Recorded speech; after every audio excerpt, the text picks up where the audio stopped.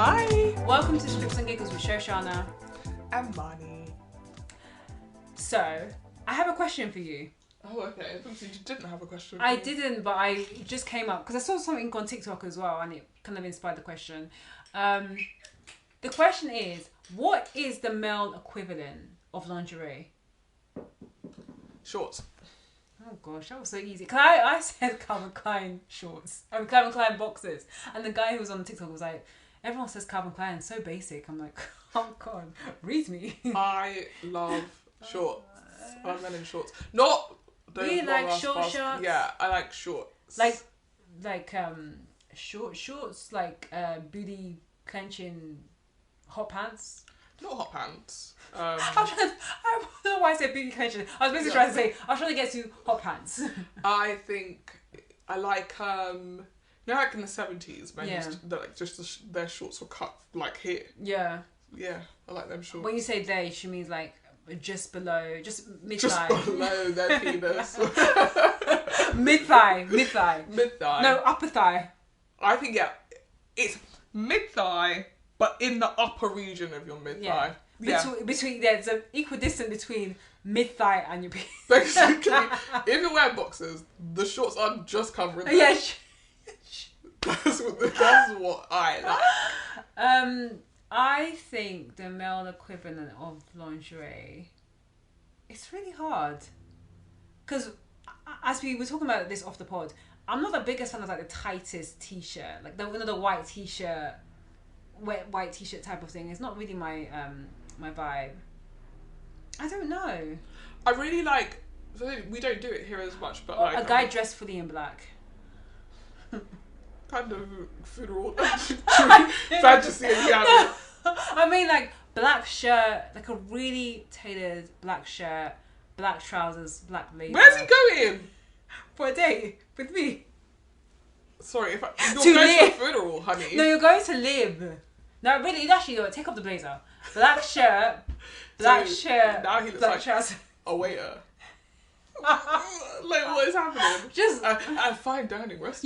yes, he will look like he is, but actually he's waiting on me. I feel like men wear clothes like that all the time. Not all the time. I think men wear more colour. Blue. Yeah, but yeah. They're not out being like, wow, look at that man in his green I suit. know, No, it's but- just blue. That's the only other I colour that men know. wear. Blue. There's a blue. guy on TikTok that I love his style. Like he does dress a bit out there, but I love his style. I love like how he brings different colours together. Like, yeah.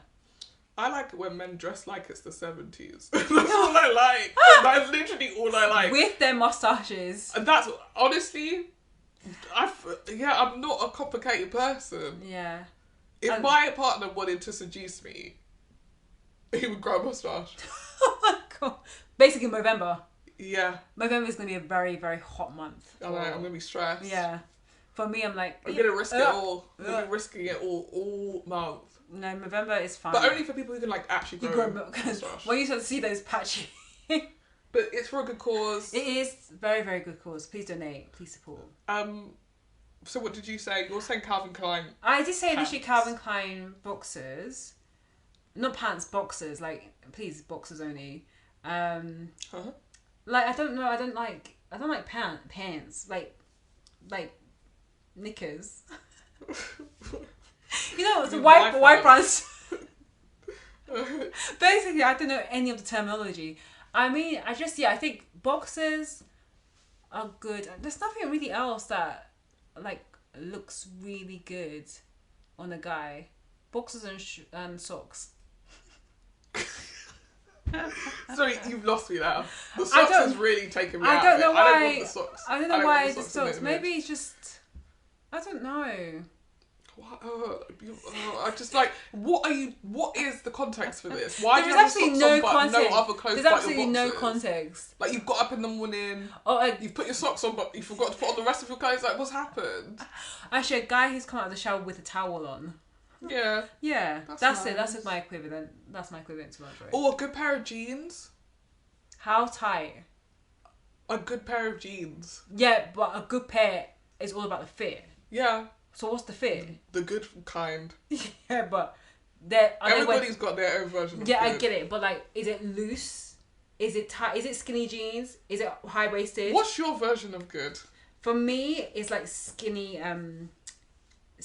fit. So like it's not skinny fit. It's the wrong one. It's slim legs. Slim leg. A very slim, like ill. I like slim leg, not like that big ass loose ones. No. I think he means straight leg. I don't think he means slim. I think slim is still skinny. Like I don't like jeans that like grip a man's calves. Yeah, straight legs. You made a big mistake.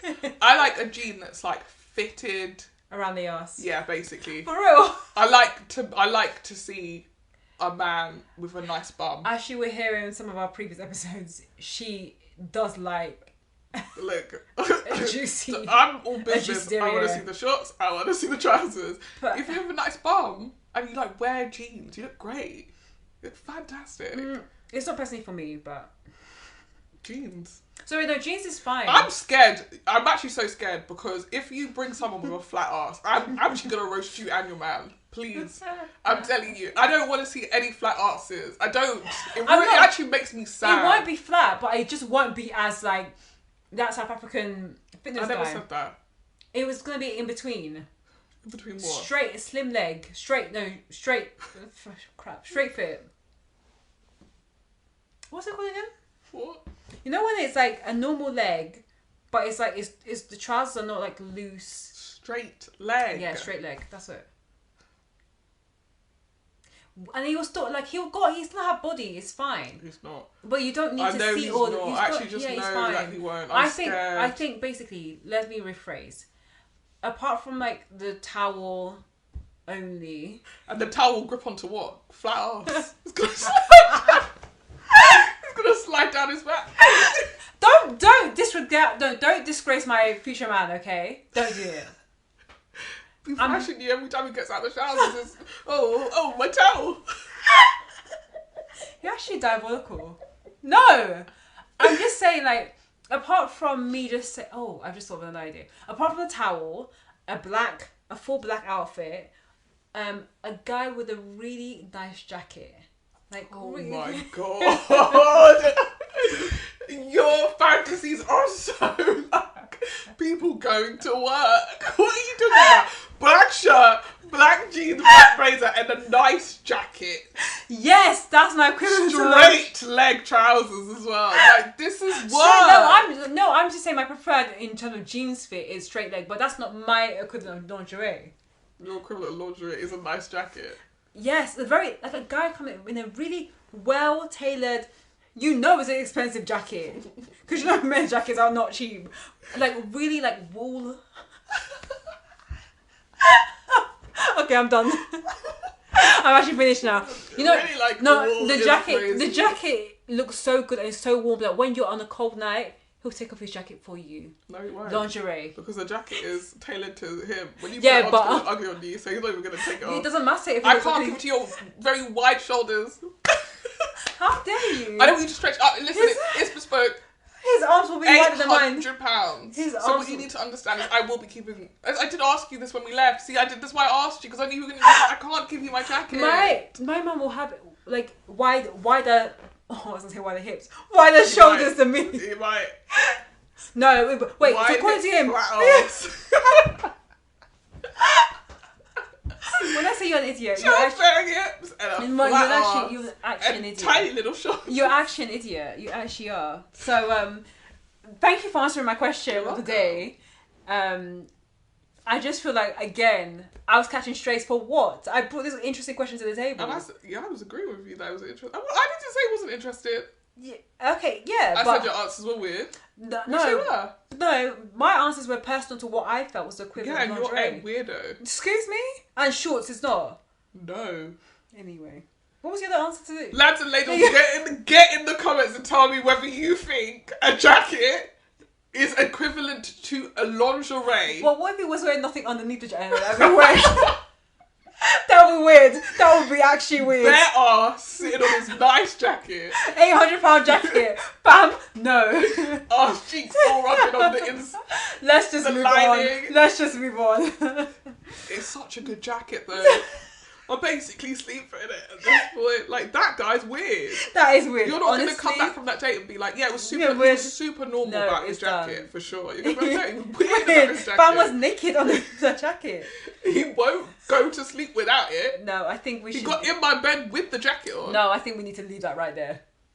Right there. Yeah. But at least we understand what everyone's equivalent to lingerie is. What everyone being just us. Yeah. Yeah. Drop yours in the. Yeah, literally drop it in the comments and settle this. Well, it's not even really a debate. It was an open question. Yeah. Yeah. I think we should move on to pop culture news because there's a lot. Yeah, let's do it. Should we start with the elephant that's in the room? How many elephants? There's just tons of them. I know. Okay. I think because we are a podcast, let's start with the podcast drama. Oh, yeah, let's do that. Let's start with the podcast drama. Oh, gosh. Because something about this drama actually kind of broke my brain a little bit. I'm not going to lie. Like, there's something about it that's just like really just... But I think in the sense that it crystallized a thought for me that I've had for a while. So, to preface this, we're talking about the Shxtsngigs shit hitting the fan. Literally. And... No gigs. Yeah. No gigs at all. Not one giggle was had. Apparently, except for them. They found it really funny. 32 teeth shining. So if you don't know, James and Fuhad, Shxtsngigs, they have a podcast where they read tweets. Apparently that's a skill. Went to America. They do this American tour. Yeah. Have gone on to Andrew Schultz's podcast. Yeah. He's been making derogatory comment about women. Come and see Fuhad and James smiling, laughing.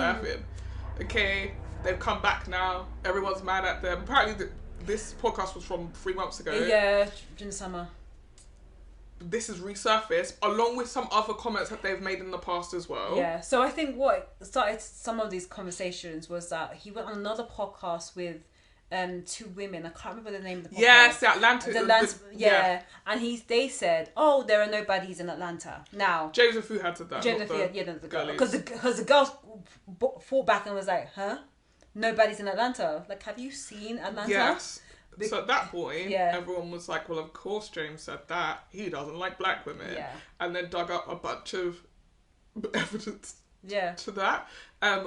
One of them being that he said that his school bullies were black women. Yeah.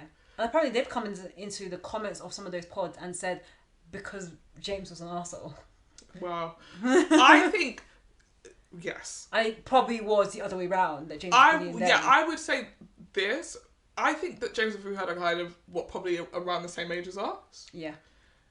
I know for a fact, having been to school in London at the same time they would have been to school in London, that the social currency that mixed race people had, you're not going to convince me, even if you laid the evidence in front of me, that you were being bullied with a capital B by black women specifically.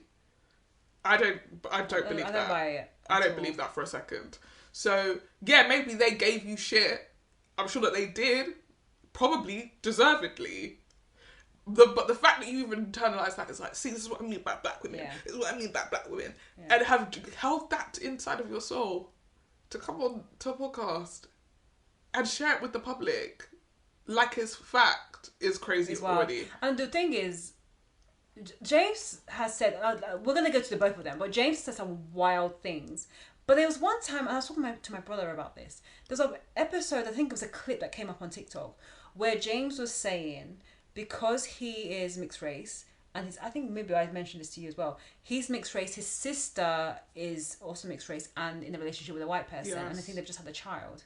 I'm just guessing they've just had a child. And he's saying, based on that, and the fact that if he got with someone who's white, the child will be predominantly white, and in the next generations, the black will be out of the family. So he was saying for him to maintain the black heritage, he will have to be with a black woman. And when he said that, the fact that I didn't believe a single word he was saying, because I couldn't actually imagine him being with a black woman, because he never came across as someone who actually respected black women in general and women overall. Actually. So then there is another clip, I think it's actually part of the same clip actually, where Fuhad is talking about a woman that he used to date who I'm assuming was white. Yeah. One day they were watching something, there was a black woman on screen, the girl said, oh, I wish I could look like her. And the girl, this is a bit that he kind of skated past for me, and I was like, examine it. The girl would always say to him, I really want mixed race children, so the guys that I date have to be black.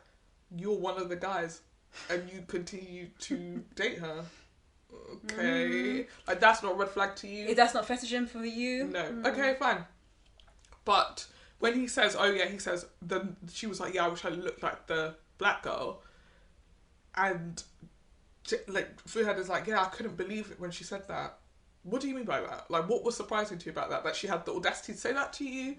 And then James says, oh, if she was black, she couldn't get the black man that she wanted anyway.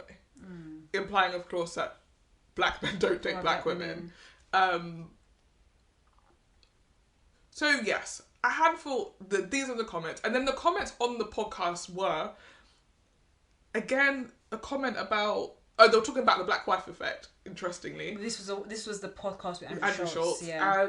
And they were saying, much like we had picked up, is that the look is quite similar. Like, everybody gets a shape up and a beard or whatever. Yeah. And Andrew Schultz is like, yeah, because they need the cushioning for when, I guess, their black wives beat the shit out of them. Yeah.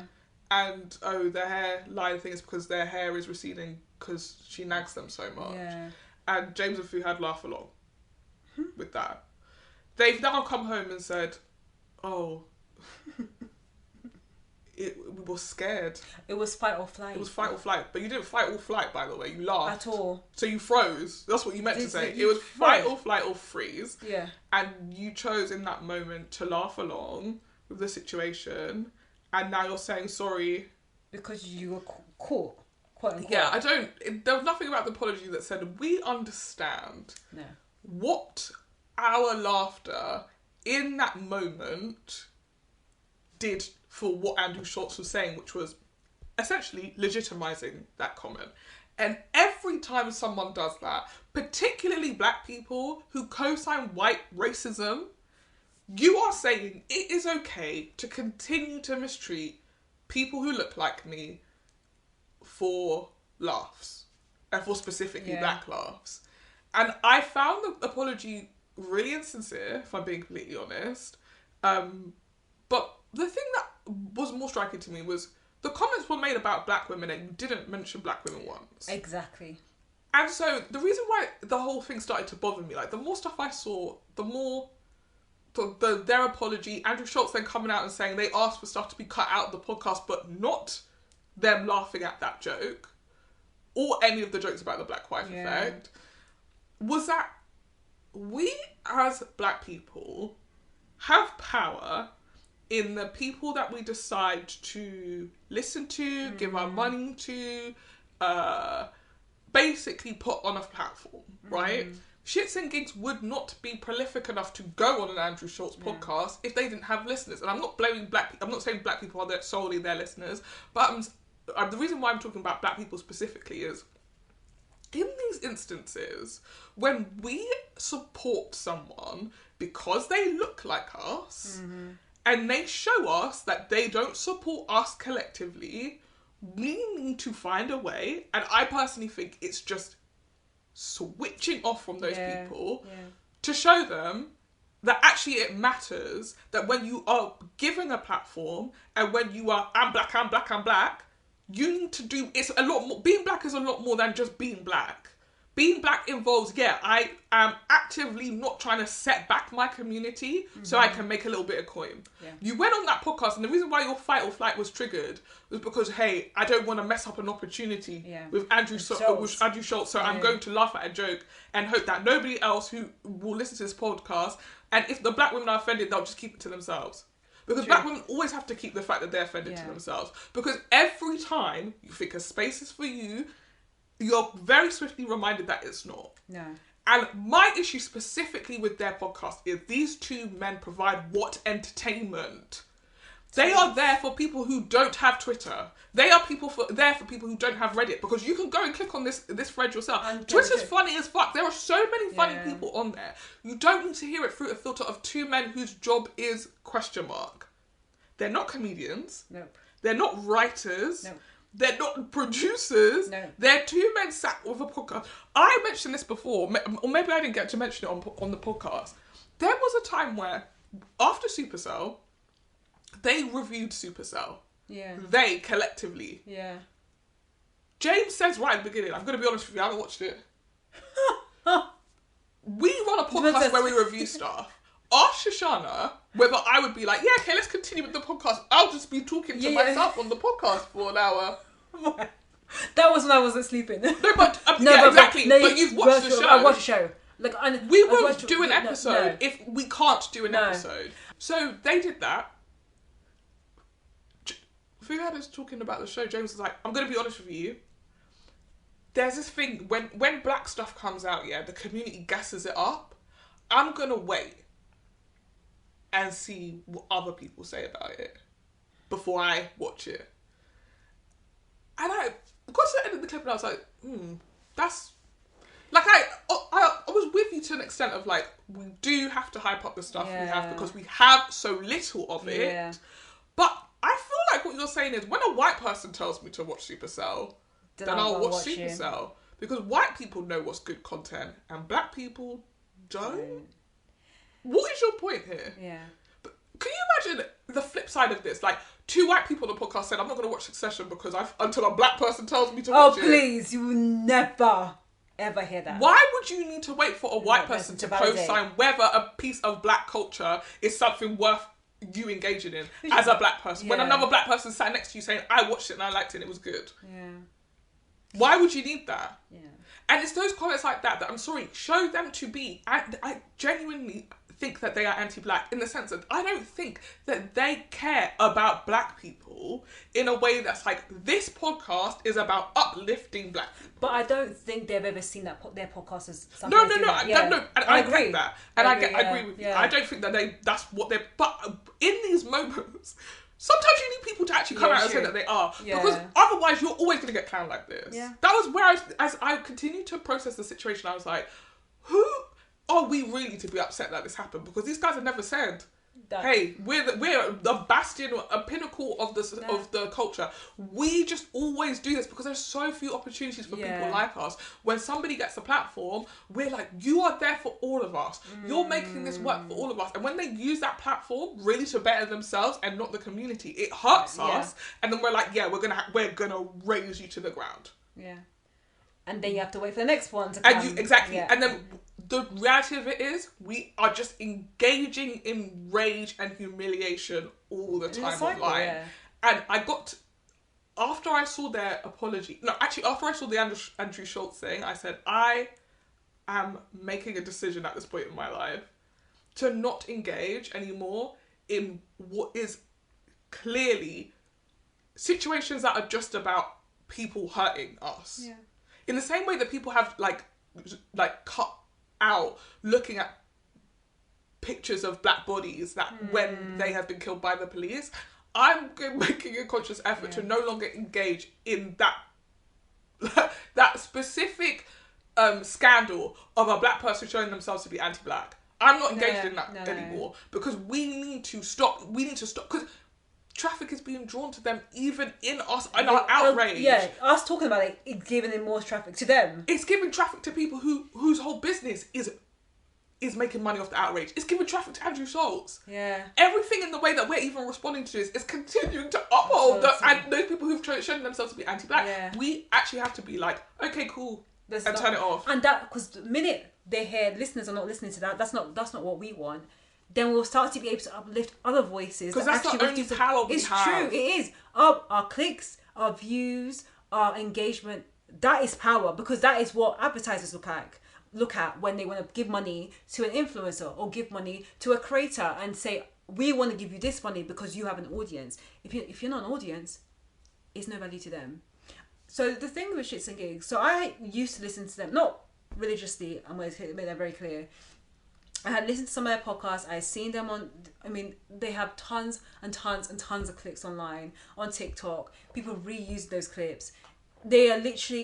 It's just two boys chatting rubbish and joking about tweets. That was all the things. That was all I kind of got from it. Very minimal entertainment value. But I got to the point where I did switch off with them a while ago, actually, because I hated the way they spoke about women. And I was talking to my brother about this. In every scenario where it's like, oh, what would you do? And that's all they do. That's all they do. What would you do if your wife, if your girlfriend cheated on you, if your girlfriend cut the passport pages out of your passport because you cheated, what would you do? And every answer was like, I'll throw her out of a window, or I'll punch her, or I'll do this. And it grated on me, listen after listen. I said, how the fact that they can speak so easily about violence towards women. I would not be surprised if we hear later down the line that they have a history of something, because it always goes down to violence. And in a world where we have this red pill community, what do they call those men that are like incels? It just fuels that type of mentality. Really. Now, months and months later, this scandal's happened, and like this issue is not just, like you said, it's 100% about black community, 100% about women, and 100% about black women. That's the main thing. And the fact that like now it's finally come to light. My first feeling was, this is your just desserts, because this has been coming for a long time. And I was surprised that no one would ever really comment on it. And every now and again, I would see someone on TikTok going, the way that James and Fu had talk about women, is it just me? And it will just come and then it will just like end. Yeah. And only now, because they've grown a very, very big platform. They sold out the O2 a couple of months ago. They're on this American tour because now they're getting so much notoriety that, you know, having these partnerships with other podcasters in the US is a big deal, because, you know, when you're in the UK, you're doing a small podcast, we're talking like, because we are small fish, and you go to America and it's a big pond. And they show their ass. But I think they tried to show their true colours, and I'm so glad. I'm not glad that black women have had to be humiliated again, but I'm glad that this has come to the forefront, because we have to make it very clear to anyone that has a mic, that everyone has a podcast, to anyone that they have a responsibility to respect and uphold their listeners and respect black women. And I think it's also, how can I say it? There's been so many other podcasts or podcasters who have gone on Andrew Schultz and actually told him off. As he's talking, they've been like, no, you can't talk like that. Van Nathan is one of them. Where it's like, you can't talk about our sisters like that. And literally, if you go to the perpetrator and say, no, you can't do it, and set the boundary, you make it very clear that you can't do it. Andrew Schultz is a dickhead. He's a very, very, very, it's not like a low-key, he's very high-key racist. He's made it very, very clear. Just because he hangs out with some black people, like with Charlamagne the God, does not mean that he is with the people. Because ultimately, just because you know some black people doesn't give you the right to perpetuate negative black stereotypes. Yeah. And it just doesn't. Yeah, and I know I was talking to my brother about this. It's like, oh, he does it to all the other groups. I don't care. He's not right in doing that either. He's not. He's not right in doing that either. It's not a defence at all. And people should be getting at Andrew Schultz. And it's annoying. It's because there is so much high regard that's been given, quote unquote, to James and Fuhad. And because of the audience that was being mocked, and because a big chunk of their supporters, it may not be all, and I actually don't think that black women are the predominant. I actually think white listeners are probably the predominant. That's why they're being able to cross over. But they still have a significant audience that is black women, black listeners, that they were the ones that were incredibly they were incredibly offended by what was said. So I do think this has been a long time coming. I am glad that it's happened. It's glad that it's being shown. I'm glad that it's created the news that it needs to. I'm keen to see what they'll do next. I don't think it's going to change massively for them. People will still listen to them. I won't be. I have not been listening for a very long time, and I don't even want to engage on anything to do with them on socials. But I think this is an example and a testament to all podcasts, especially men on mics. Men on mics. I remember you always say it. Men do not need to speak. And I always was like, I would laugh. not even fight or flight. I would laugh because it's funny. But also, seeing these examples time and time again have shown that is probably true. Because there's not no many barrier to entry. No. There is no like. I know that we're like, yeah, no more gatekeepers. Everybody should be able to do everything. No. I don't think that's true. I actually don't think that's true. There is a responsibility of having a mic. 100%. There is. And also you have to understand that if you're going to speak on the mic, there's going to be consequences. 100%. So... And honestly, I would have had more respect for them if they had got on their apology and said, I don't know why you guys thought that we was not going to do that. Because we was obviously going to do that. Yeah. The fact that he went... We never said that we was pro-black. We never said that. No. And I think they could have... Look, if they start... the reason they can't stand 10 toes down is because they are a corporation. Like, they are a massive... Yeah, there's nothing profitable about pissing off an entire demographic. No. There isn't. It's very unattractive commercially. They are a massive podcast for the companies that they work behind. I think they are under the agency that has Simon Clement Cowell's agency. They are a huge business. So there is no way they can be like, this is what we are. This is us. We're a red pill community. This is what we've always done. Like, they will never be able to do that. But I'm keen to see how censored they're going to be moving forward. They do have actually black women in their roster because I think they brought Madame Joyce. She does the podcast Cocktails and Takeaways, and I think they either produce it or partner with her. So it's interesting to also see what she may say about this. But I am just keen to see what is going to happen next with this podcast, but also how male podcasts will behave moving forward. Andrew Schultz will be Andrew Schultz. He should 100% get the heat, but yeah, and but the crazy thing is he is standing 10 toes down. He's like, I thought the joke was funny. Of course he found the joke funny. Of course he would. Of course he found the joke funny. Also, and you're right, his entire platform is doing what he does. That's why he doesn't have to apologise. No. We would I don't even think we need an apology from him because, like you said, the guy's racist. Yeah. There is not going to be an apology from that person because inherently he actually thinks what he's saying is right. That's what he says. But because that is his brand, he's got nothing to apologise for. You guys, on the other hand, said, hey, we're two guys who retweet. Why have you now crossed over to this? You don't. You don't. That was not the podcast for you to be hopping on. No, because you hopped on quite a few different podcasts. You've done a tour of many a podcast in America. You have a lot of women's ones as well. Because I've seen them guest starring on podcasts that I've listened to as well. It's just very interesting to see that was a take that they went on. But I'm keen to see what's next. Andrew Schultz, this is the first and last time I would listen to his podcast anyway. Like his name only became relevant to me and to quite a lot of people because of this Jamie Fuad thing. I like I said at the end of my thing, just to round off. Yeah. We have to. It's annoying because it's always on us to have to we have to moderate the way that we respond to stuff. And I'm not saying you can't be annoyed about stuff. I'm not saying that you can't be angry. I'm not saying you can't be upset. You're absolutely completely valid and entitled to your feelings. I'm saying the think pieces and the this and the that and then the commentary that's being created about the situation is not having the effect that you think it's going to have. Yeah. So you have to ask yourself, what am I getting out of engaging in video after video after video of people commenting on this situation other than it's fueling that feeling of injustice inside of me? We're the only race of people that are constantly being subjugated and having to be mistreated everywhere you fucking go. You can't turn on the TV, you can't cross the road, can't listen to music, you can't breathe. You actually can't do shit without someone being like, and they were black. Like, why am I in it? Why am I in it? Ugh. So at some point, for your own health and your own sanity, the only control you have over your life is the content that you choose to consume. Mm-hmm. And I would say for anybody who was so rattled by the Shxtsngigs thing, because I think the thing that scared me about it more than anything was how not rattled I was. How, of course this was going to happen. Yeah. It felt, down to what you were saying, like the stuff that they say about women, to the clips I'd seen before, I was like, we were on this journey. Oh yeah, 100%.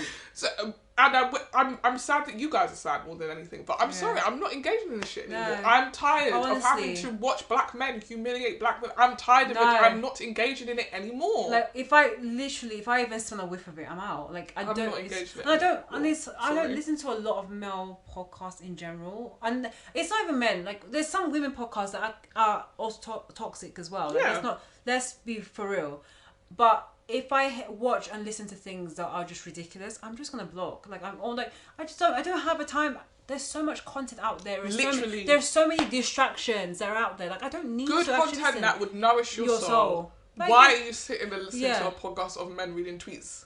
Come when on. Twitter is hell as well. Come on. Twitter is literally... Honestly, go on Twitter, go on Reddit, go and read it yourself. Bottom of the barrel anyway. Yeah. You can go on Twitter, see people getting beat up, people getting shot, and then a joke about McDonald's. The place is chaos. Why? You have to ask yourself sometimes, just be critical sometimes. What am I gaining from this? And I'm not saying you're not allowed to have a podcast that you listen to that makes you laugh. Of course you are. I hope this one does. Of course you are. Yeah, you are absolutely allowed to have a podcast that's a bit silly. Of course you are. I'm just saying, at some point, when you're listening to men, when the joke is constantly men saying they're going to beat the shit out of women, if you think that's not having an effect on the way that you view that situation, like the reason why it died so many times in the past is because people have become desensitized to the joke being, and then I slapped the shit out of her. You've become desensitized to it. If you hear that and you don't go, why is that funny though? Like if you can't turn around to that person and be like, well, what is the joke there? That is funny to beat women up? Like what's the joke? One last point on this. So, in the spirit of that, I saw that London Hughes was trending on Twitter. Oh yeah, okay. And do you know what I didn't do for once? What? Click on the video and enter the discourse. I said, I don't need to be in this discourse. From where I saw black women don't date. I said, this. I feel like, honestly, if I start to get conspiracy theory about it, she's come to take the heat off Shxtsngigs. Yeah. She's come in to humiliate black women, but she's a black woman humiliating black women, so it's fine. I didn't listen to the video, so I might be wrong. Maybe she said something lovely about black women. I won't be listening to the video because I'm tired of London Hughes hopping on the internet and that being a discourse story. I listened to a bit of it, but it was on TikTok. I only go on Twitter when I want to find out what people are saying about live shows that I'm watching at that period of time, like Married at First Sight. So I only saw a little bit of discourse on TikTok, but again, the amazing thing about TikTok, you just swipe your finger up and then you see the next piece of rubbish. And so you have to ask yourself, what am I getting out of this? Why nothing. I said this maybe a year ago. Why are black people still having the same conversations on the internet? You go on the internet and nothing has changed. No. This time last year, I bet you there was like a video in the same vein as this and a video in the same vein as the Shxtsngigs thing, and we were talking about it. The year before that, I'm sure there was another thing. We stay on the internet having the same conversations. Are you guys not bored? Are you guys not tired? If we unite, go to church, read a book, get a job. If we unite and actually use our voices to discuss things that are going to advance our race and our community, we can. Do you know how much change we can make? Do you know the fact that we 50-50, who should pay? We influence culture. The people out there doing our dances and getting millions of views on TV and getting all these deals, and you're there still complaining about what? If your man's mum wants to sit on the front seat. Oh please, who's in the order? Your mum, your kids, your sis, your dad. I'm looking for a submissive woman. I'm looking for a submissive woman. Are you guys not bored? Shut up. What I tell you, it's crazy. It's actually mad. What are you guys doing? You're arguing with bots. You're arguing with a bot right now. You're at home, hot, boiling. You're sat in the toilet. You're sat in the toilet halfway through your shit. Texting. It's a bot that you're arguing with. Oh my Lord. There's hardly any people left on Twitter anymore. Who are you fighting with? A bot. Please. Who should pay the first thing? Meanwhile, you live in your mum's house. As you have to borrow her car to take a girl out. Stormzy said, you guys are arguing who's Lord of the Mics. You're not even Lord of your yards. Literally. That is a line that I will remember for the rest of my life. Face your front. Focus on your own paper. Every day I'm on the internet. I've got a big ready. I've got to bought a microphone. I've got to bought a mic. Everybody must listen to my the way I feel about the world. Use your platform for good. And do you know what your platform would be good for? Silence. That's what's so good. Vote with your silence. Please. Why don't you talk about like voting? Changing the politics. The thing that actually impacting us, Jerry. Why don't you get on the mic and talk about the high levels of fatality in black women who give birth? Why don't you talk about that? There are things that are important. Talk about Palestine. Come on. Talk about Lebanon. Talk about Sudan. Talk about Congo. Just talk about things that actually... Get up off your ass and I'm do telling you, something for real. This episode is going to be called Stand Up. Stand up, get up. Stand up for your rights, fam. I'm saying, my blanket response going forward to any dumb shit that if black people do dumb shit to other black people, I refuse to engage in this. I wish you all the best. I don't want to hear about it. And do you know what? This week has been considerably better than last week. That's great. In terms of like what I am stressing about. Yeah. I was writing essays in my head about like, and this is why we need to. No. The answer is quit engaging with the fucking losers on the internet. You understand? The average person doesn't know who the fuck James Orfu is. Even though they were on BBC, I was like, that was crazy. Yeah, it was mad. That made news. Mad. But again, it's such a small subset who know these clowns are. Who cares? No one cares. Who cares? They'll be back next week, but you don't need to listen to them. You don't. Because as I said, once I made the decision, I don't need to listen to them. I saw the news that said just desserts and I kept on pushing, but then I saw so much commentary. As we are commenting now, but I think we have a great answer because a lot of people just commented on what is black. Yeah. Black is women is woke. I don't have time for that nonsense. Yeah. Because black men are out there thriving. That's the content I like to see. Yeah. This is the reason why I said as podcasters it's something to talk about because it's about what I think the power of having a podcast is. Yeah. But it's also what I think is the power of having a voice. And I think that people need to understand that sometimes their voice is not speaking. Sometimes it is just as powerful to not speak or more so than it is to speak. Yeah. Because 50,000 people making the exact same video to fall on deaf ears is for who? Yeah. Is for what? But do you know what they would feel if you all stopped listening to their podcast? And do you know who would also feel better? You. Yeah. That is it. That's all. That's the only reason why I thought it was worth us talking about. You do have power, and the power is not you to go and buy a microphone as well. No, the power is you saying, "I'm actually not going to engage with this. I'm not going to make space for this in my life." When people come up to me to be like, "Have you heard of it?" She's like, "No, I haven't. I haven't." I remember my boss saying, and I don't think you should do this. I remember my boss saying, "I haven't watched the news in a year."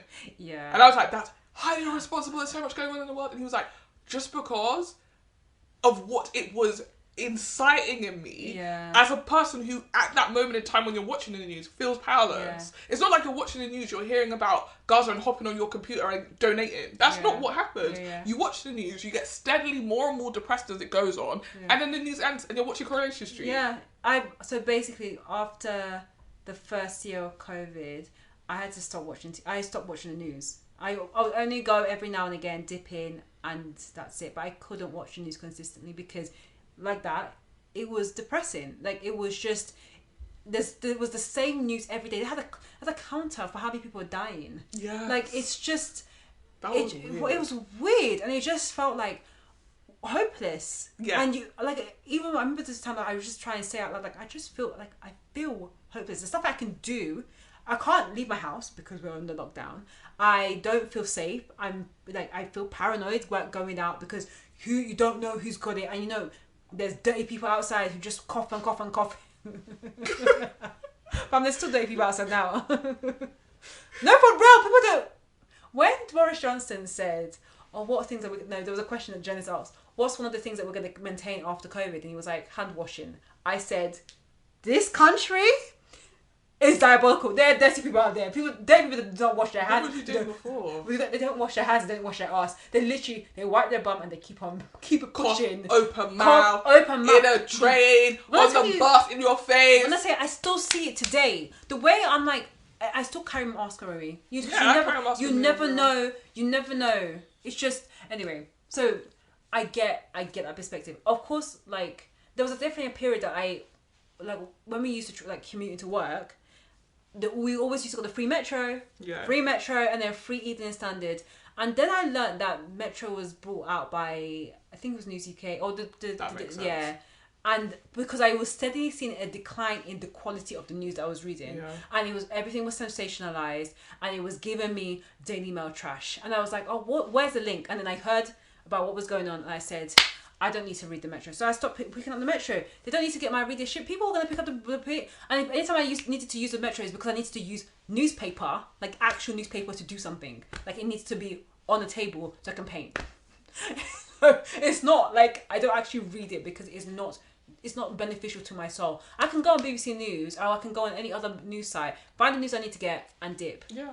But I think, every single person has a responsibility. And actually you need to forget, you should not forget as a consumer, because that's what you are, is that you have so much power in what you click, what you engage, what comments you add. Like, comments are so valuable online, but you can choose where you want to comment. You can choose who to block.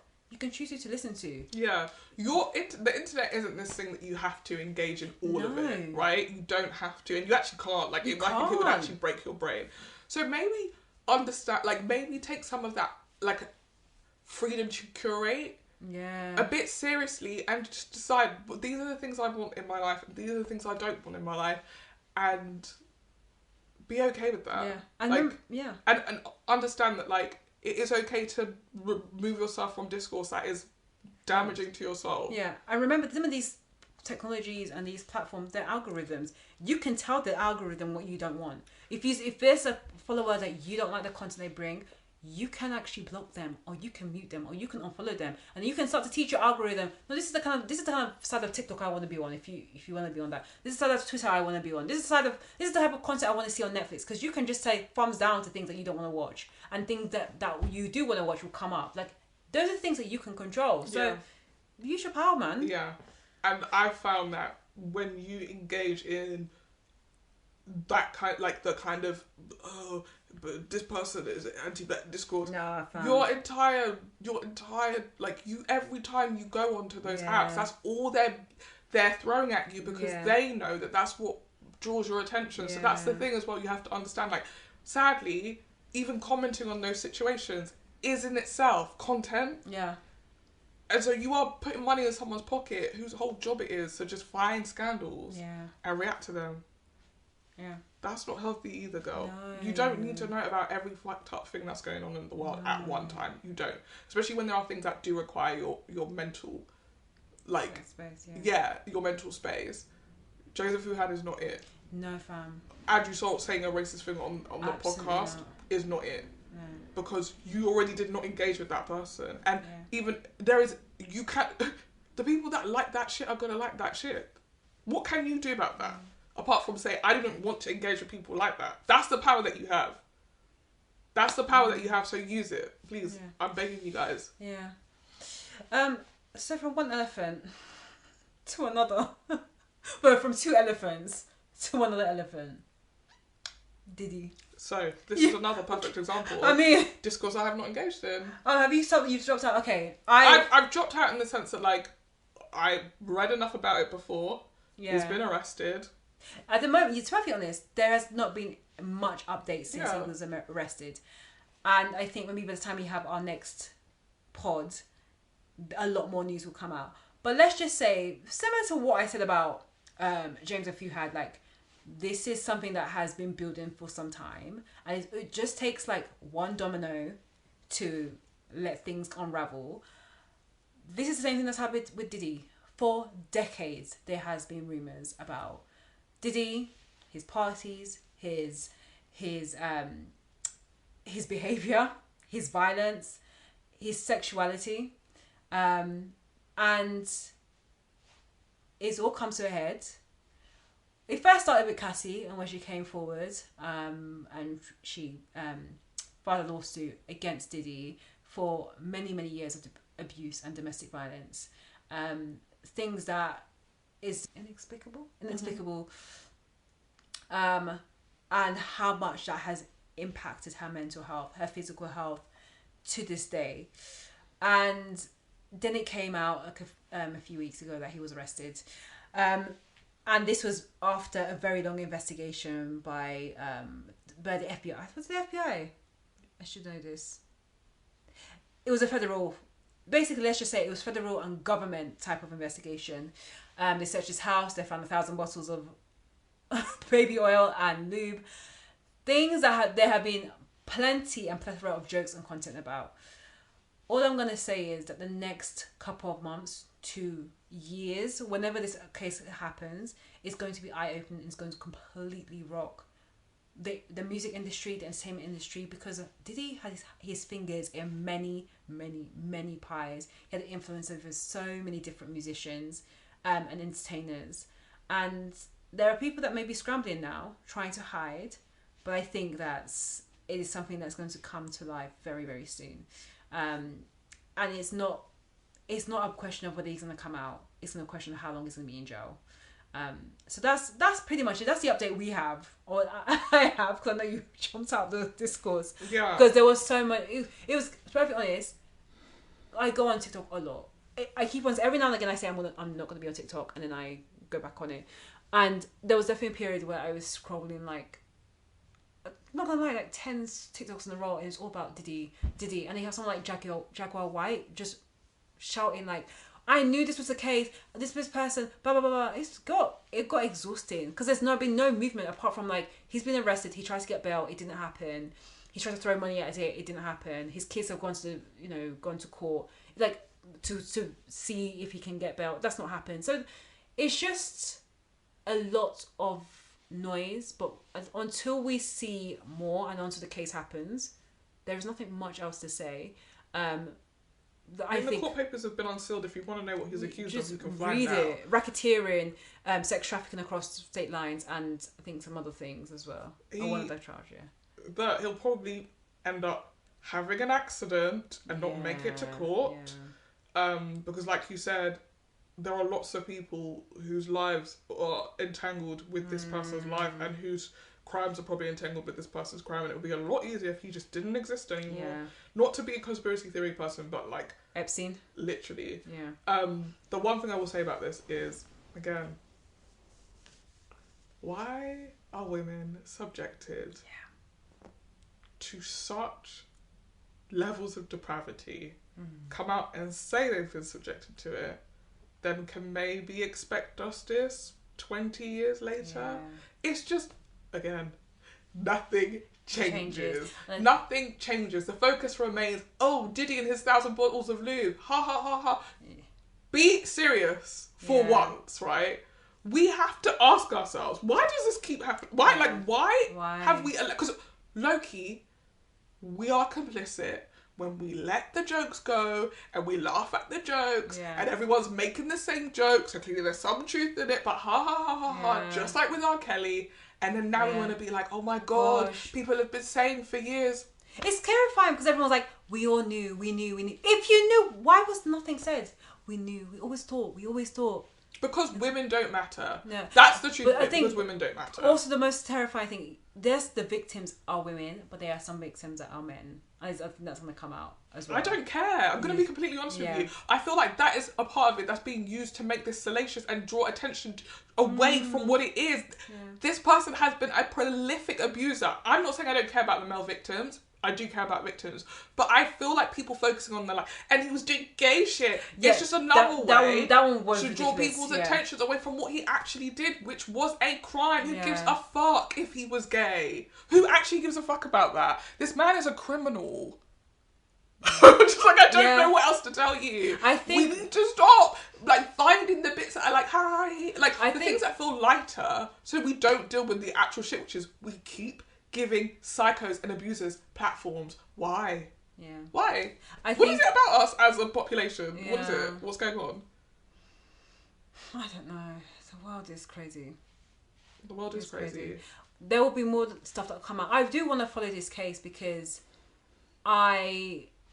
it's not just Diddy, as a lot of people know and suspect. This is probably not a case that's just around Diddy. Diddy is definitely the ringleader of the abuse, but there are many, many other people involved in the industry, and I think a lot of it will come to light. And some of those may be your faves. They may just be. Just remember, you don't know those people. You do not know those people. You don't know them. So even people like, no, someone's got tickets to Usher next year. I'm like, we need to wait and see if that cost is going to happen, because rumor has it he may be part of it, allegedly.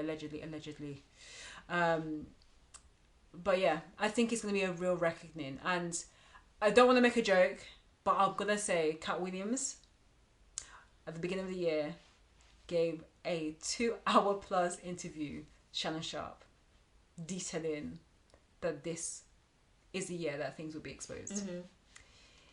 And we're seeing some of it already. So anyway, it's not funny at all. It is very sad. It's sad because not only because of the victims, but it's because it is a process and a system that has been forged for decades and been deemed as acceptable because of power and wealth and other things that we don't even know about. But a lot of that will come to light very, very soon, and justice has to be served. So yeah, that's Diddy. What's next? Well, we did talk about Shannon Sharp, so you can move on to the... I've said I don't want to talk about this anymore. Oh, okay, we're going to move on. As we were talking, I just thought... Yeah. Okay, on the... Because we had a list of pop culture notes. Yes. What are the things? So... Oh, yeah. I've on a much, I guess, well, similar but lighter note. Okay. Emerald Fennell, who is the director of Saltburn... Oh, yeah.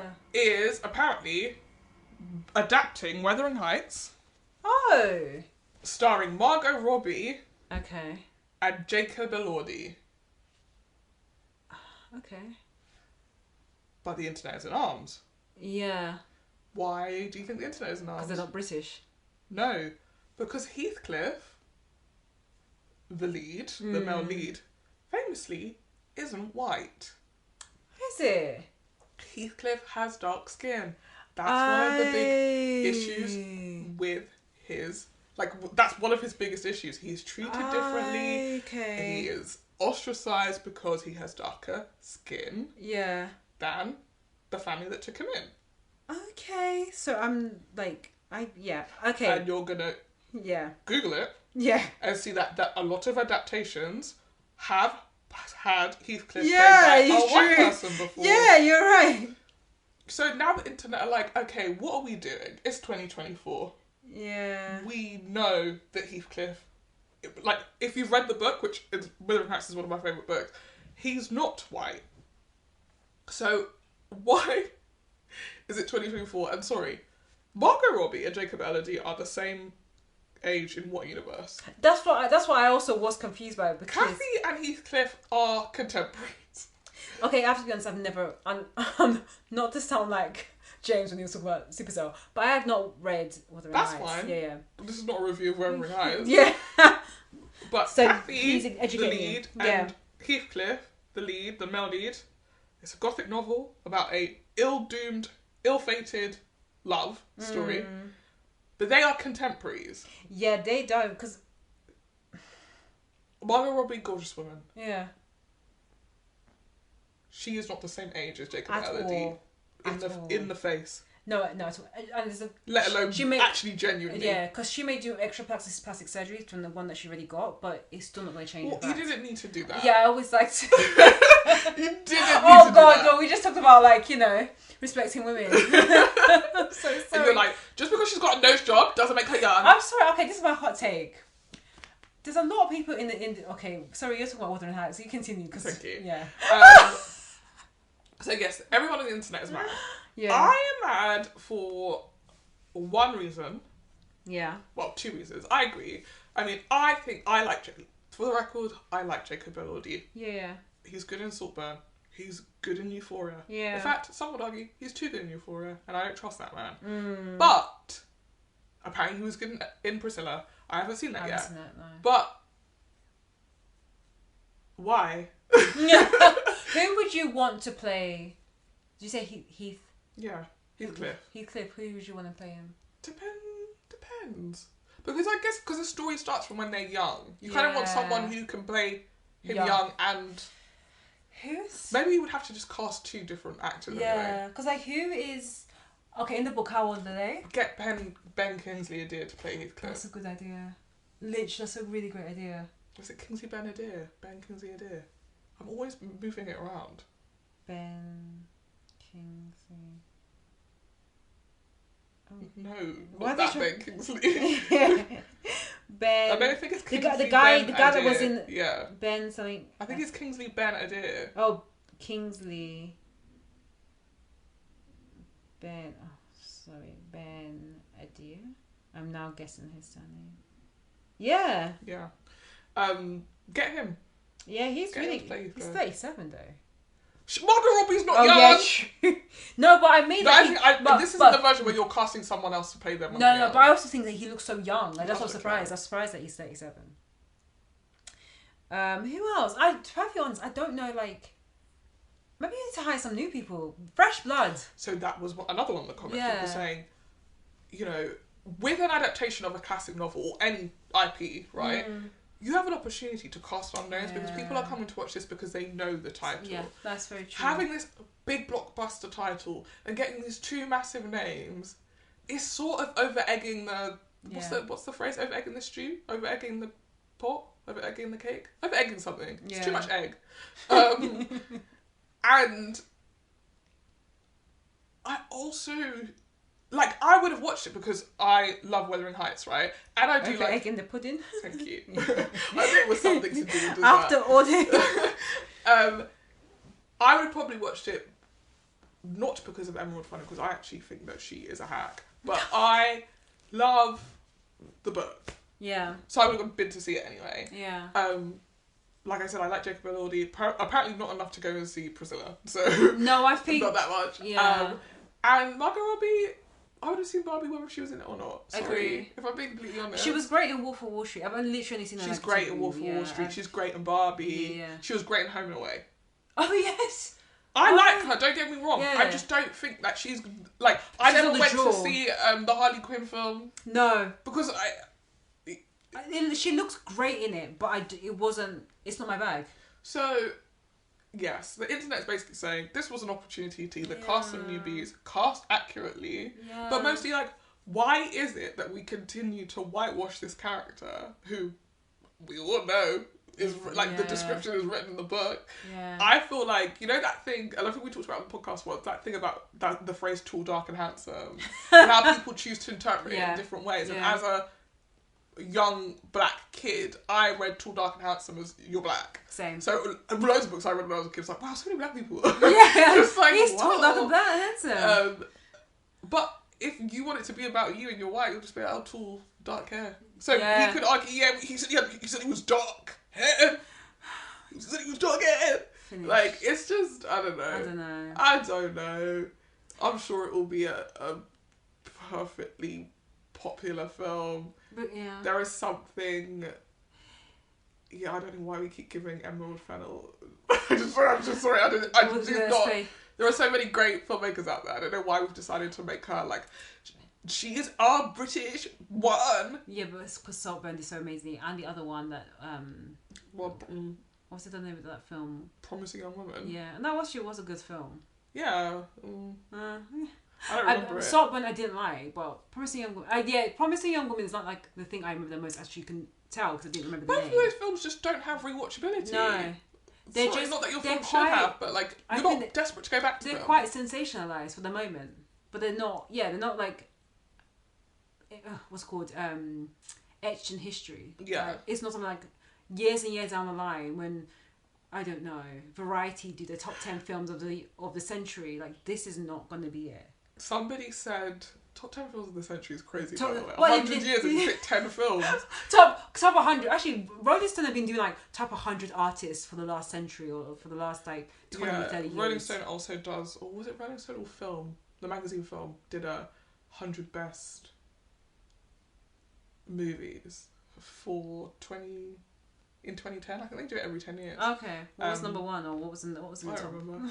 I have the magazine at home though. Like I've kept it because I'm like, I'm gonna watch all 100 films. And like, nah. I haven't. Yeah. Well, but there are. I've watched quite a few. I'm quite proud of myself. I had this magazine for like 10 years. So, but one of the other things someone said is stop casting tall people on. Like, what the hell is... Yeah, What the hell is Jacob Elordi going to do on the Yorkshire moors? He's going to get blown away by a gust of wind. Like, the tweets have been so... Like, this is what I mean. Sometimes Twitter is just like a really silly, goofy, funny place where everybody is like... There are people making really serious points about, like, stop whitewashing Heathcliff, and then someone's like, he's too tall. Oh my god. But he also is. It's like, It's not. It's the 16th century. Nobody was 6 foot. Not one person was 6 foot. But the way he would be put. Someone that's one of the tweets. No one was taller than 6'5". If someone saw Jacob Elliott, they would have put him in a cage. Yeah, he is he's too like. He's tall. But I'll be honest. The way they film Jacob and Lordy is like I would not see the tall. Because he's the sat height. down all the time. Yeah, true. But also, like, they just put stools. He's right in the back of the room. His co-stars are just on stools when they stand next to him. Because that guy from Succession who's like super tall, the cousin. Yeah. Like, he's like 6'5", but you would never guess. But that's like you would. Not, but like they don't look short. You're not looking at them going, that's a short man. No, you won't. Yeah, of course you won't know that they're definitely tall, but they're not as tall as you know they are off screen. But also, do you actually know how tall? Like, I met someone who was 6'5", and the difference between the two of us wasn't like, whoa. Well, like, you sound like those ladies in Pop the Balloon when they're like, you're 6'2", but I'm 5'11" and I'm wearing heels, and you're not that. We're seeing each other eye to eye. No, but on a really practical. I mean, like on a really practical level, it's someone can be 6 inches taller than you, and it's not you're craning your neck to look at them, right? It's just that that person is clearly taller than you. Yeah, I feel like you see the significance, one, when you're walking very closely next to them, and two, if there is like 10 inches between them. If you're 5'1", and a 6 foot, like my siblings. There's a foot between them. Yeah, my siblings literally have a foot between them. My sister's 5'1", and my brother's 6'2", 6'3". You can see the difference, especially when they're fighting. It's hilarious. But like, that is a significant height difference. Yeah. Me and my brother stand next to each other. Yes, he's taller than me, but not enough that it's like, yeah, it's not who like, is this freakishly large like, man? Yeah, it's just like, oh, there's just this young boy who's just standing right next to me. But that's it. But I don't know. We'll see when it comes out. I do feel like, what's her name? The film director, Emerald Fennell. Emerald Fennell. I think, as I mentioned before, she's quite a sensationalized director. I do think she's going to probably take this adaptation into a very different route. Of course, still staying true to the text and to the story, but I think it's going to be done in a very like modern way. The same way the controversy around Monsters and Ryan Murphy and the way that he takes a lot of quote unquote true crime and how he sensationalized the story. I started watching it. You haven't finished it, and I'm not going to talk too much about the actual story. But my take on. Actually, do you want me to do my take while you're watching it, or you? I'm gonna finish it. Okay, regardless of what I say. Yeah. I feel like this happened with the same thing with Dharma, that sometimes it feels like unnecessarily sexualized, and that's how I felt with watching Monsters. How much of it have you watched? I watched up to episode 3. Okay, I would argue. I know it's gonna get more serious towards the end because they're gonna get the case. I would argue there's a reason why. It's not. There is a reason why it is like that. But I had to go and watch a document. I had to go and watch like clips from the court case. Is it something to do with the toothbrush? No, as in, I think the reason. Again, not to spoil it or to again trigger warning. We're going to talk about sexual abuse now. Trigger warning. But I think that is purposeful because of the fact that they have been abused. But okay, like as in, I think there's a moment in episode 2, right, where the two brothers are like dancing together, and it's like kind of weirdly sexually charged. Yeah. But a lot of research, as a lot of people who've been in that situation will say, the boundaries between these two brothers, because of what they've experienced, are probably like I'm not saying that happened and that's what they were doing all the time, but the boundaries between them are not where the boundaries would be with the normal siblings. So I feel like those moments are his way of like signposting what's to come. Like, you're supposed to see that and be like, that's weird, that's jarring. I'm not saying that like that is the only way to tell those stories, by the way, and he could have absolutely told that story while taking it out. But I remember when I saw it in episode 2, I was like, what? Yeah, it was that and the kiss as well. Who kisses? The siblings kiss. When? It's in episode, I think it's episode 2 as well. When they are, I think they're talking about the wheel. Just before it's before the party where they're dancing together. He kisses him Well, I think it's Lyle kisses Eric. That was one of my first things. I was like, what? Why are you trying to? Are you trying to imply that there is a relationship between them? And I saw the dancing thing, and I get your perspective. I just feel like it felt unnecessary, and it felt like it was purposely done to imply something about their sexuality, and then trying to link it to the abuse, which you're saying that also could have been a tactic. But I just felt like it wasn't necessary to the story. And also, like, of course, the brothers. So this is based on the Eric and Lyle and then the story. There is a documentary coming out in early October about it from Netflix, and I'm actually going to watch that instead. But the brothers have come out and said that neither one of them are gay. Like, one is married to a woman, and the other one, I think, is single. They've made it clear that there was never a gay relationship between them, apart from one. There was something that happened when they were very young, but it wasn't in a sexual way. It was a response to the trauma and the abuse that they had experienced from their father. No, So at the moment, I'm keen to watch the documentary. Let's just say that. That's the reason why I stopped watching it, episode 3, because I was like, I just would love to hear it from the horse's mouth. I would love to hear it from the brothers themselves, because this is what happens with fictionalized stories. These, it can be sensationalized because of the show, and there's definitely a lot of things that have happened in the show that has happened in real life. But I think for me, the way that the subject matter of the case and the things behind the case is purposely been written to make you question who are the quote unquote monsters. Is it Eric and Lyle, or is it the parents? And I think from what I've heard, a lot of the view is that the portrayal of the brothers is making them as the monsters. They did kill their parents. Yes, they did kill their parents, but I don't know. I just had this exact same feeling about Dharma, just the way that it was portrayed, and I just realised that for me, maybe when it comes to stuff like Ryan Murphy, I love the OJ show, I love the OJ series, but I think when it comes to some of these types of stories, I would just prefer to watch the documentary and learn more about it. I think what's interesting about this is when you say these types of stories, what makes the Menendez brothers or Dharma different from OJ? I think it's perfectly honest. There's the sexual nature of it. Okay. Yeah, because I think that's why there was so much backlash around Dharma, because of how I think some of it was how the show was positioned, but I thought it was because they didn't speak to the victims' families. There was that, but also there was also backlash about how they positioned the show, like it being like a gay show, but also sexual abuse and trying to link the two together. I mean, but he was gay. No, I'm not saying that. Like, I think the problem is, why did you pick the show up? Really, yeah. the buck lies with the commissioners, in the sense of, like, you've picked this up because you know it's good.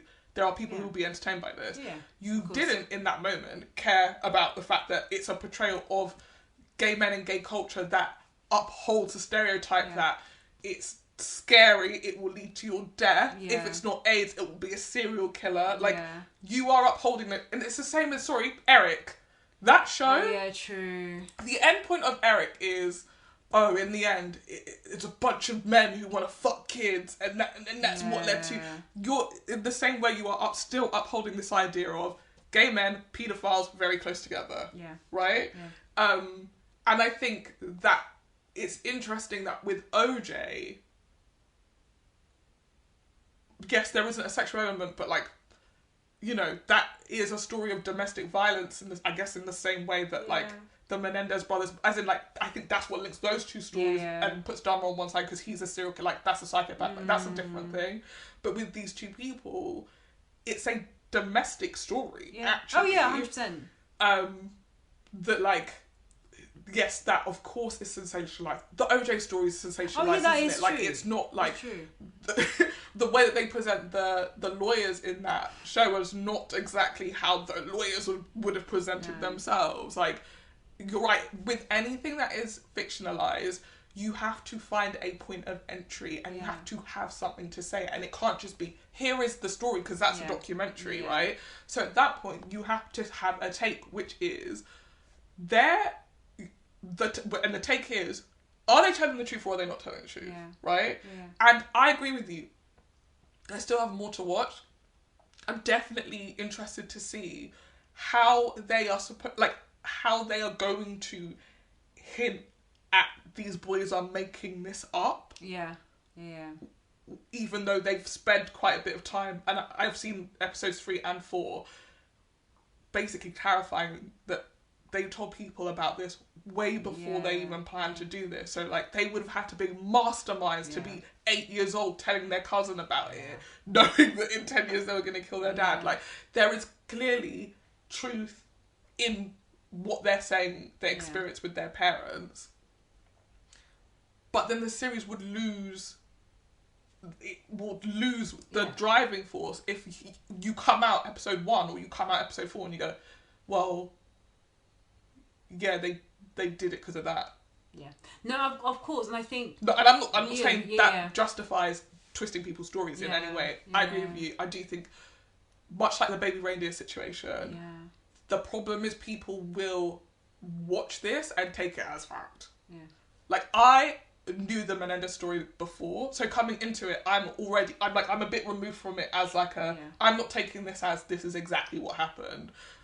Because how would they know that they said that? How would they know that they wore those clothes? Like to some extent, you have to take creative license. Yeah. But I think a lot of people don't don't connect those dots, right? They sit down and they will watch this and they would go, and this is fact now. Yeah. I won't go away and do any research. It's such a sad story. I don't even want to go away and let me just double check whether that really happened. I really hope it didn't happen because it sounds awful. Yeah.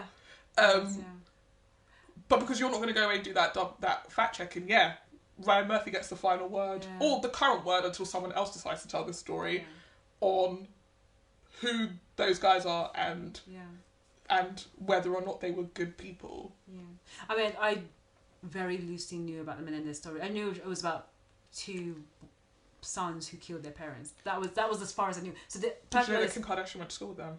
No, but I knew there was a link because it was a whole kind of link. But the sexual assault aspect was I only really discovered after doing research, after watching a few episodes of the Ryan Murphy thing, going like, why are these things coming up and making me question, like, okay. And I remember hearing someone who made it, like, who kind of flagged that this series felt like over sexualized, like almost like unnecessarily homoerotic, when it's not about that. The case is not about that. It's about sexual abuse. But again, these serious themes, going back to rape, we talked about this with Baby Reindeer. Like, there is no way that Baby Reindeer could have started episode 1 with exactly, what happened with the in rape. episode. Yeah, it just couldn't have happened that way. Yeah, and even like, so Dharma, I only got to episode 2. I didn't watch that. Yeah, I knew enough about that real story. That I was like, so I don't even want to see it. It's crazy. And I think I remember talking about it. Like episode 1, the first 15 minutes of episode 1, the way I said it was one of the most gripping parts of television that year because of how it was presented. It showed a man who was meeting Dharma in his home, and they thought it was going to be an encounter, and he was actually planning to kill him, and it was so gripping. But again, you have to bring the audience in one way. But anyway, all that to say, like, subject material in different people take their own. Filmmakers, creators, they have their own interpretation of subject matter when it's in their hands. Whether it's Ryan Murphy, whether it's, what's that girl's name again? Emerald Fennell. Like, we'll see what the interpretation is, but again, as a viewer, you have to take your own. You have to make your own decision. 1, if you want to engage with it, and 2, if you want to do extra research. So if you want to read Wuthering Heights afterwards, or watch other adaptations before then, do that. If you want to read it beforehand. Yeah, read it. You've got time. Yeah. And if you want to find out more about what happened with the Menendez brothers or what happened with Dharma, like, go and do that. I would also say, guys, save the space in your brain. The Dharma stuff, honestly, you could from my Wikipedia there. Go your whole life without knowing it. Yeah, I was when I was watching it, I was Wikipediaing it, and that's when I decided is enough. You don't. I know where it's going next. It's finished for me. There's some human capabilities that you actually just don't need to know people are capable of. I'm good. I'm good. Absolutely kid. I don't need to. And they're still going to do more monsters because people are going to watch it. Of course, I'm probably it's going to do incredibly well for them. Yeah. You know, we watched it at work. Well, we watched, we discussed it, and interestingly, people found the first episode. I found it long though. I found it like it felt like it was a lot going on. That's my personal opinion, anyway. Yeah, I think people were like, oh, they were really shocked that they showed the murders in the middle, and I was like, again, as a person who knew the story, if I had got to the end of episode 1, they hadn't done the murders. I know this sounds really bad. I believe I'm saying this with all the respect and empathy. But if we got to the end of episode 1 and the inciting incident, that's the phrase, really. The murders are the inciting incident of this story. If that hadn't happened, I would not have continued to watch because I'm not, like, to me, the act itself is not what's interesting, right? It's the aftermath. It's unpacking these two characters, these two men, should I say, because they're real people, and what led them to that place. So rather than having us sit through an episode 1 of small talk and intros to family, let's just, get to the meat and potatoes. But I also understand why they found it, they were like, it just felt very confronting. It was like, really visceral, the way that the portrayal and how it was shot. It was very, I think it's no pun intended, but it was so visceral. I think, and I was thinking about this because I think like the tone of each episode gets darker and darker and darker, I think. Episode 5 I heard is like super dark. I heard episode 5 is the best episode of the series. It's like it's almost one shot. It's one shot. The guy who plays Eric, not Oscars, Emmys. There's awards around it. Like, he's incredible. Yeah, he is, but like that. Even in that first episode, I felt like because he's recounting the story, gives them the license to play that scene as visceral, because it's like it's being narrated. It's my version of those events. Then I don't know if you remember, like in 2 or 3, maybe it's in 4, that journalist then tells his version of what he says happens, and they're in the overalls, and it's much more like, and it's like nobody knows, really, what happened in that room, save those 2 boys, and it has remained in the public, and the way it gripped the public was people imagining this, like, these 2 nefarious psychopaths sitting and being like, we want money, we're going to kill our parents, right? And that is really why Ryan Murphy's getting to tell this story, because if you said what it was on the tin, which is 2 boys who experienced years of sexual abuse decide to kill the parent that did it, and then the other parent that allowed it, you'd be like, I'm not gonna watch this. No, it's true. That's sad as hell. It's true. No, and that's the whole thing about, like, it's fiction versus non-fiction, and as a consumer, as a viewer, you have to decide what you want to consume. And for me personally, like, I don't, it's not like I don't dislike, I don't hate Ryan Murphy. Like, I was a massive fan for Glee for most of the series. That was how I was introduced to Ryan Murphy. I know he did other stuff beforehand. That's how I was first introduced to his stuff. And I loved definitely the early episodes of Glee. The later ones, I could probably put that in the bin. But, like, he's not a bad creator. I just feel like, I don't know. He's not a bad creator. He much like Shonda Rhimes, has a style. He does, yeah. And I mean, I don't know if you watched Versace. So he did OJ and Versace. I watched Versace. Yeah. I think Dharma felt like a departure from like stylistically what he was doing with OJ. And he did Watcher as well, I think. And Versace, he did The Watcher. He does American Horror Story, and that also every season is stylistically very different and varies on how dark it gets. The one thing you're going to get from him is style and flourish and a take. Yeah. That is what you will get from him. Exactly. Whether you're going to like the take is another thing. And that's why, like, you know, the first season of American Horror Story is maybe like my favourite season, one of my favourite seasons of television, period. I think what he is able to do in creating this family unit and the drama with them, but also the horror elements and the wider cast that grows around it. Cast is great, the story is great, it's complete by the end. I don't think he ever really, for me, replicates the cleanness of that season, because as soon as it became a returning thing, it was just like, let's throw every horror idea we have and every amazing guest star we can think of and just sort of write the series, because it's 10, this episode 10, so it's finished now, but like the story, like it felt less like he had something to say, or like the thing that he had to say was worth 10 episodes. Yeah. Whereas that first season, it felt like, oh, you're pulling at this thread, and actually it is coming all the way round back to being about that family. Yeah. Nice and neat. Okay. But yeah, I think the documentary's coming out in a few weeks, so we'll definitely take a watch. Let me know if after you finish watching it, if it's worth me resuming back to episode 3. I think listen, I think if you find it dark and it's just a place you don't want to go to, you don't again. But I feel like that's my message for this entire episode. You don't have to. I think true crime is a very specific genre. We had a lengthy conversation about Baby Reindeer because I felt very conflicted by the end of it. So like if you're 3 episodes in and you're like, oh, this feels icky to me and I don't want to be in this world, don't be in this world. That's good advice. Just great advice. I think it's probably time for us to move into another world. Yes. That we actually want to be in, because I think there's so many lessons there. I'm not sure if I want to be in it, but I do want to talk about it. I do want to talk about it because I do think there's lessons that we can learn from it, even though it's not a work. Personally, as we both know, we both can say this is not our. We will not choose to be in this world. No. We will not sign up to be in this world. I don't think I'm.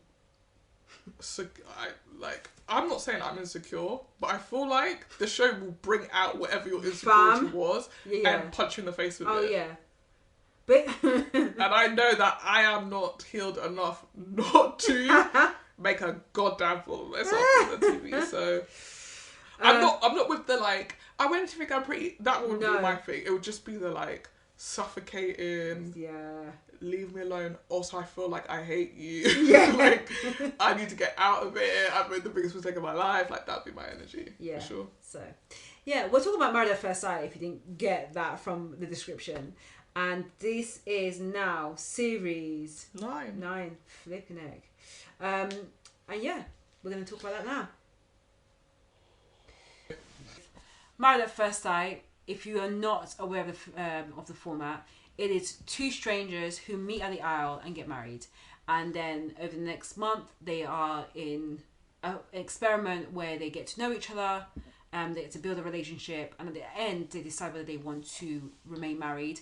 During the course of their dating, courtship, marriage by this point, they also have times where they meet with experts that include Paul Brunson, the other woman and the other woman.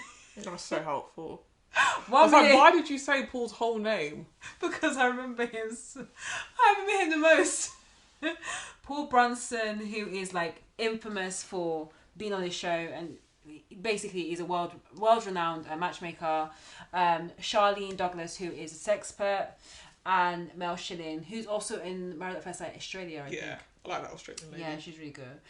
And I think they gel really well, because I remember Charlene in earlier seasons used to be really quiet, but I think she brings like a great... I feel like she didn't used to be like part of the panel. No, she came out later. She wasn't Because she would be doing the little sexpert stuff and like that's it. Yeah. Whereas now it feels like, oh, it's the 3 of them constantly sort of talking about the stuff together. My favourite one, but he's the Australian guy, is that guy. Yeah, I know he's like absolutely my favourite.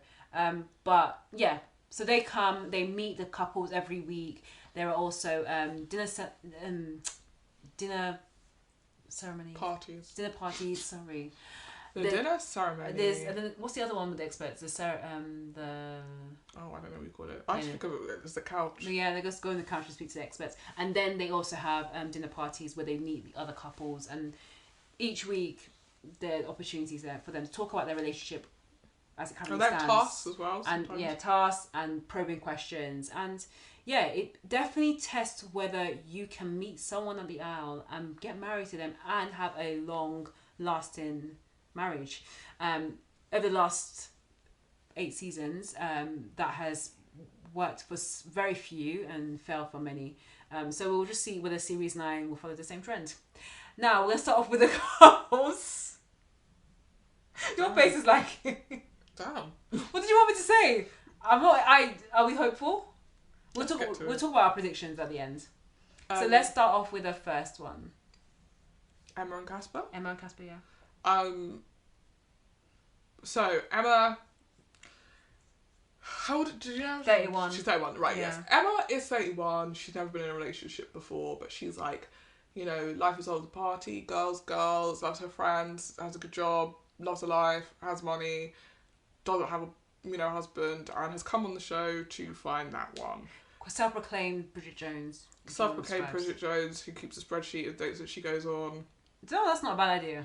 I think it is, because I actually think that there is something, and we'll come to this, there's something a bit self-harming about the way that she approaches relationships. I think in the way that she was probing Casper to be like, do you find me attractive? Am I sexy? You're saying I'm not sexy. Like, and I'm not saying you can't ask that question, but there was something, it felt like she knew what was coming. Yeah. And she wanted the validation of what she already knew. Yeah. She wanted the pain of that poke in the rib. Yeah. And in the same way, I think that with the spreadsheets, it's like you are kind of willing a flop energy to these dates. That you're categorizing them in this way and not just going into them being like, new opportunity, new person, let's just see. Like, it's her being like, oh, and then I immediately come and every time my friends are like, how's the last person? Like, you've turned it into like a form of entertainment. Like, your lack of success in dating, you've now turned into like a positive because it's entertaining to your friends. Sorry, fuck your friends. No, excuse me. So the way I interpreted it was like, she'll go on a date and after the date she'll write a summary about it. Yeah, and then she said she also tells her friends. Yeah. So a lot of people on this good old internet, and on TikTok especially, will go and do little date summaries, date one, or they're doing the 50 first dates challenge, and they literally, like you said, they're creating content from what can be seen as a very difficult dating world. Process and ecosystem where there's so many apps, there's so many options, there's so many people that are not serious, whatever.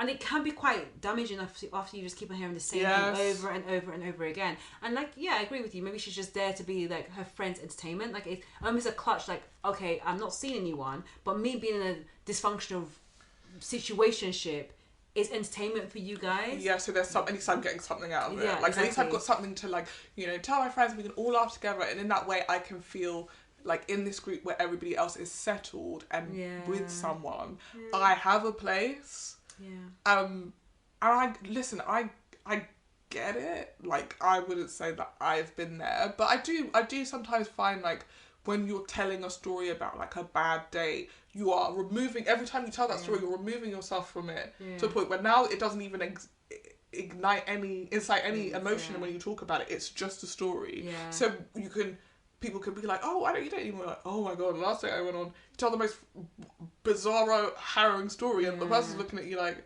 huh? Are you okay? And you're like, yeah, dude, men are crazy. Because you're just like, you're burying it and compartmentalizing the stuff you need to feel. It reminds me of an episode of, and I always reference this show every now and again, Sex and the City, which is a show I love and I've binged many times. And there is this episode where I think Miranda is single, but she's in a group. She goes to a party and she's a group of friends, like not the main friends, but friends who are like married and they have children, and she's like the only single one there, and they ask her like, what have you been doing with your life? It's almost like a reunion, and she's just like, she just started making a joke out of her dating life, and everyone was like, what? Like, I think the kind of the wider conversation was like, why is she always having to make humor out of this? And then there was one time they met up again and they were like, oh, how was your life? And how's your love life? Has it been disastrous again? And she's like, no, it was just really crap. And she was just like super honest and super blunt about it. And everyone was like, they didn't know what to say, because they're like, oh, this is something that you're experiencing, but we have nothing to support you with. Yeah. And then apart from listen, it'll happen when it happens. Exactly. And then she was like, okay, I've now seen this reaction. I'm just gonna have to make this a joke and light thing again. And as she was going through her downer, she just went back up and was like, made another joke, and then everyone started laughing. They felt light again. And then at the end of the episode, she meets one of the other women who is married, and then come to find out that woman is trying for a child and has been unsuccessful. And as she's speaking to the woman, she's also doing that joke like, oh, don't worry, it's fine. I listen with my husband, blah blah blah. And everyone has those things. Everyone has those clutches where they use humor to mask something that either they're insecure about, or something that hurts them, or something that they want. But it's just, it's basically depending on people that you're around. But I don't know why I've done this tangent. It just reminds me of that episode. It's also quite a specifically female thing. Like, we're It not is. allowed to just be like, yeah, I would like to find a partner. I don't know what it, like, I just really struggle to, like, get these things beyond, like, 2 or 3 dates. And have other people be like, I hear that. Or, I get it. That's tough. But don't worry. He's just around the corner. Yeah, exactly. Without people just immediately trying to jump in and be like, girl, you are it. You are that slay queen. Sometimes I don't want a slay queen. Sometimes I actually don't want a slay queen. Sometimes I just want to say, this is actually difficult. And also, you wouldn't understand. You've been married for 10 years. You actually wouldn't understand how difficult it is, specifically at this moment in time. Like, it would have been different if we all stayed in our villages that we was all born and raised in, married your next door neighbour, and was done with it. We don't live like that anymore. There's 8 billion people on the planet and you have access to all of them all the time. It's crazy. So it is a bit more difficult than usual. And like, you should be allowed to say that and not have to be like, anyway, hopefully my plumber will come round tomorrow and fix these pipes. Like, shut up.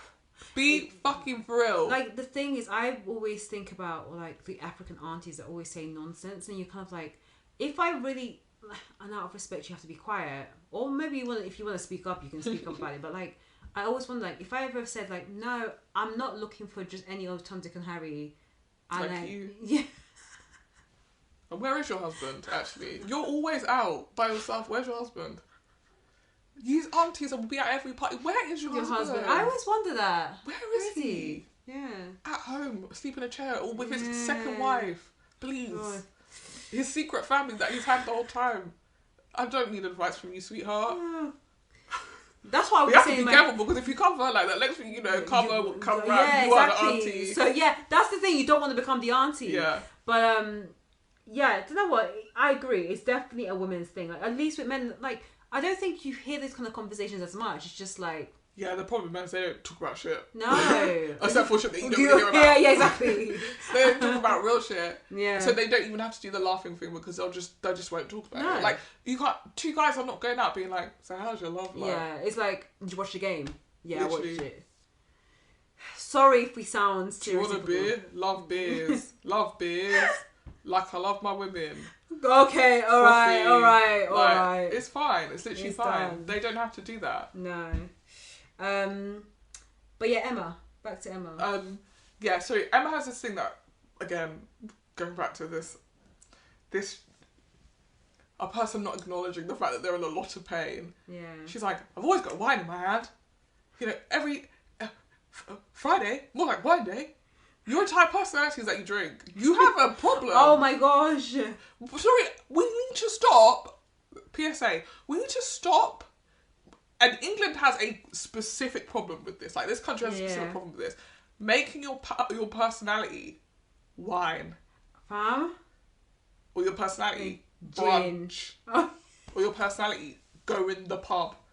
You have a drinking problem. Yeah. If you can't have a good time without alcohol, if every minute of the day all you're waiting for is an opportunity to drink, sweetheart, you have a problem. And I feel like there are not all situations that can be better with wine, actually. No. Sometimes we're going for a lovely hike.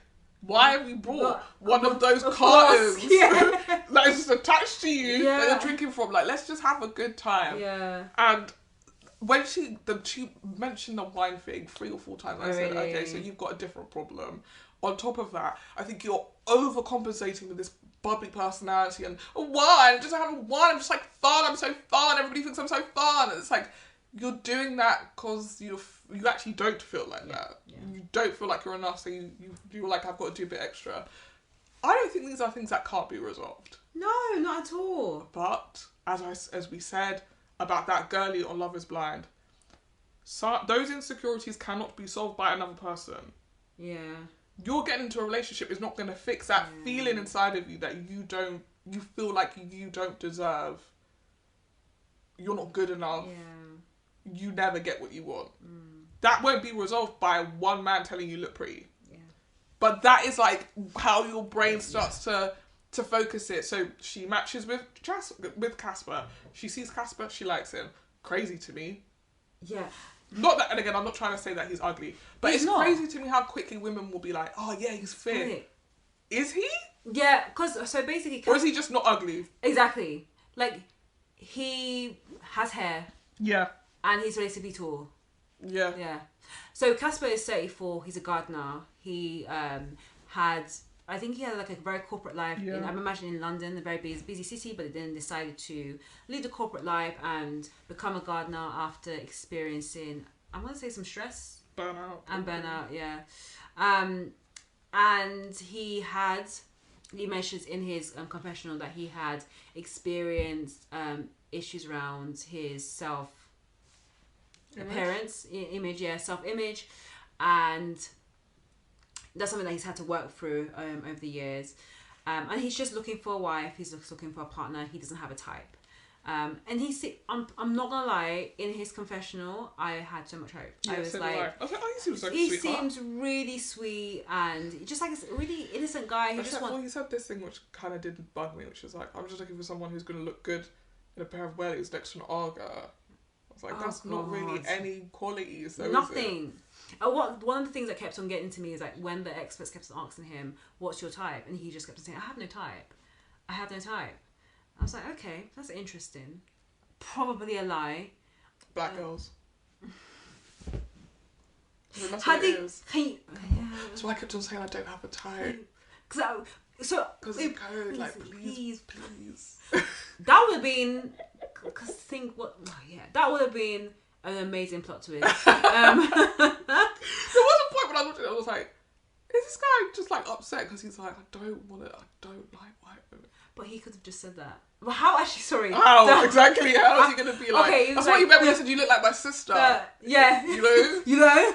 My sis. I want a woman who looks like my sister, not my sister. Okay, with a hard A, and not ER. Okay. When I think it was the previous seasons, we talked about this where like we know that the experts usually match you with someone who's your complete opposite. So if you actually tell them a type that is your complete opposite, they will that is not your if you tell them a type that's your complete opposite, they will probably get you the type you actually want. I thought the women this season, apparently the women all got exactly what they asked for. And the men, absolutely not. So that's why I kept on thinking, why does he keep on saying he has no type? Is he trying to literally try and play the system so that he gets the type that he eventually wants by not being too specific? Right. I don't know, in hindsight, I actually really wish that was he's diabolical. Like that's, as we said, we're protecting black women there. We are protecting. I'm saying I feel like that's what he was trying to communicate. Whether he deserves it, no, he does not deserve literally, it. He could have been like, "What's your hobby?" So the kind of I grow plantains and. Do you know what it was that made me think this? He was like, "Oh, I'm not gonna find my girl in the countryside." I was like, "Yeah, you." So what kind of girl are you looking for? You need to go back to London. Yeah, so it's like maybe the girl you're looking for don't live here.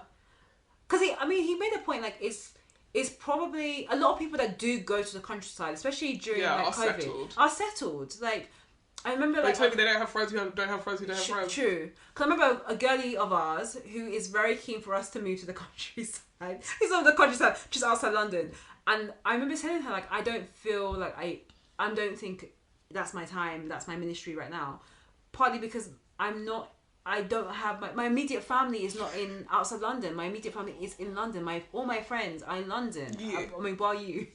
Well, my friend who's outside London. So like my circle and my world, majority of it is in the city. And I would like to have some of that circle with me when I move out of London. Yeah. So it's I don't know if I ever will. It's different when you ask, like, you've been with someone for a long time, you've married, like that person is your family, so you probably are like, I can move to the country, I'm gonna have you all the time, and I have space and I have green. We're gonna start a family, we need to focus. It's not every day hang out with your family, with your best friends. It's time to grow up. That stuff I get, but I also feel like that act can isolate you. Like if you move to the countryside where you don't have family and I don't have family. What are we going to do when there is an emergency and we need someone to watch the kids? They're going to have to do, 45-minute drive to our house? That's one of the things that I always think about. Sorry, I'm saying 45 minutes. That's actually It's actually an hour and a half. It really is an hour and a half. So, yeah. So that was. He did say, yeah, for the people that move out of London or move out of the city, and they go into like the country, they are more settled. Whereas he decides to do that move single, and that's why he's finding difficulty because like there's not many people on the dating apps in the villages. He didn't really say that. I think I just like added a bit of embellishment. I did a Ryan Murphy on that, but like, boom. Anyway,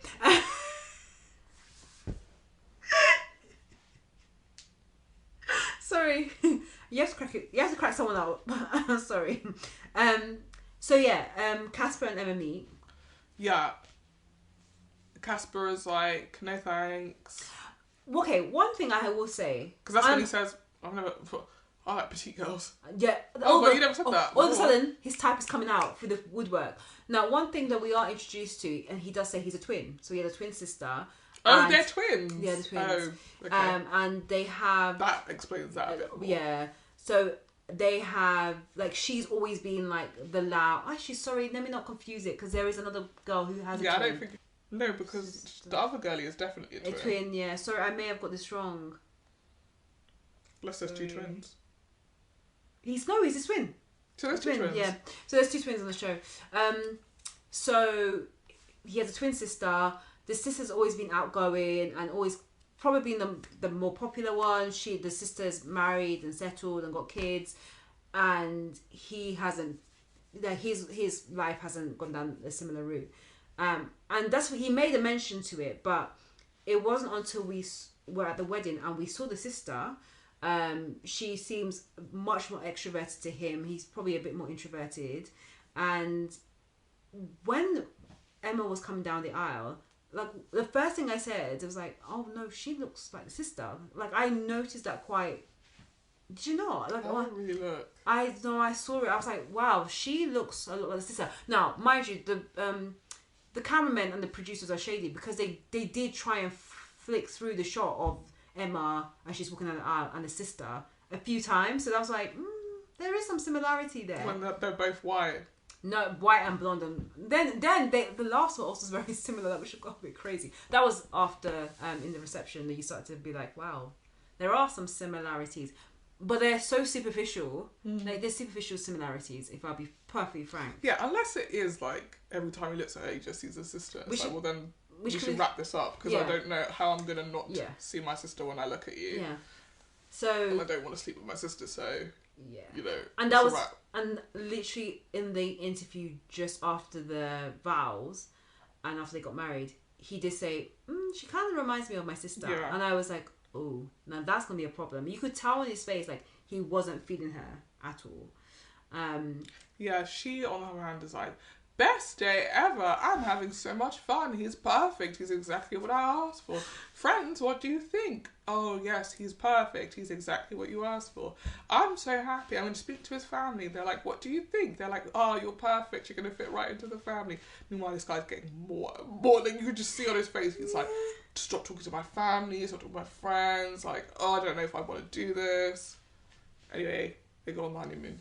Oh yeah, one other thing. When he was speaking to his sister, so rude. So rude. But now that I know they're twins, that makes a bit more sense. Because I couldn't work out if it was his older sister or his younger sister. I was like, why are you talking to a woman like that? Yeah. But them being twins, kind of, obviously this is so I think, speaking, and not to say, but, you know, someone's keeping a tally of icks, seeing your partner regress to their like childhood. Yeah. Stop! I'm talking. Like oh my god, the ick would jump out of me. Yeah.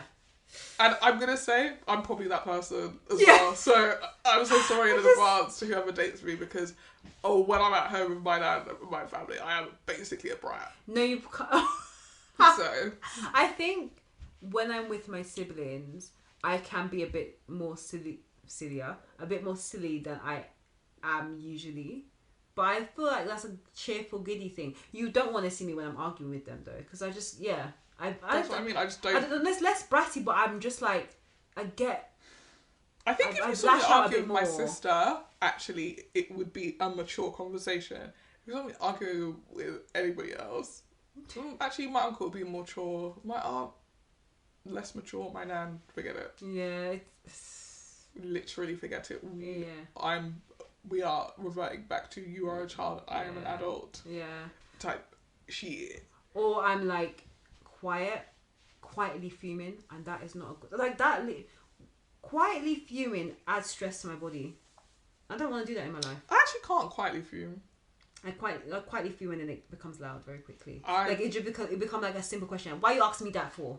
I actually realise I can't quietly fume because I'd be arguing. Yeah, I need to wait a bit. I'd be arguing. What did you just say to me?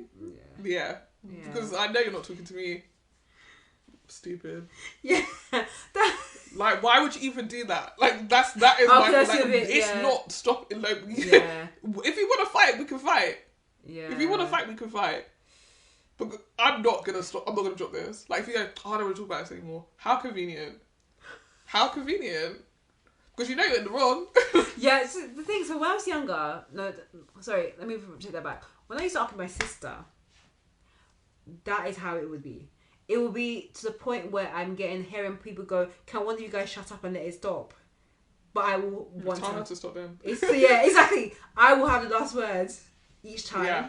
And then, but I also got pissed off because everyone was like, Shoshana, stop. I'm like, no, why am I being told to stop? When she started it, fam. Than her. But she started it. But you are the only mature person in the situation. You're arguing with a person with no prefrontal cortex. Yeah, and then I would keep quiet. And then it'll make it seem like she won, but I have to realise, no, me being quiet means I'm the bigger person. But I'm boiling. Yeah, but I am actually fuming, and then I have to take some time to breathe, and then I wake up, but then I come back, and I'm like, okay, let's have a conversation again. But that could end up being round 2, but by round 3 we'll get there. So anyway.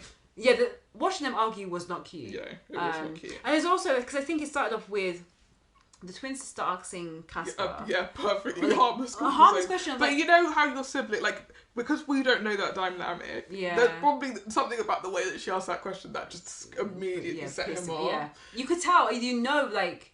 They've been having this argument for much longer than today. Yeah. You know? So the sister asks him, like, what does he feel about Emma? And he said, I don't want to rip her...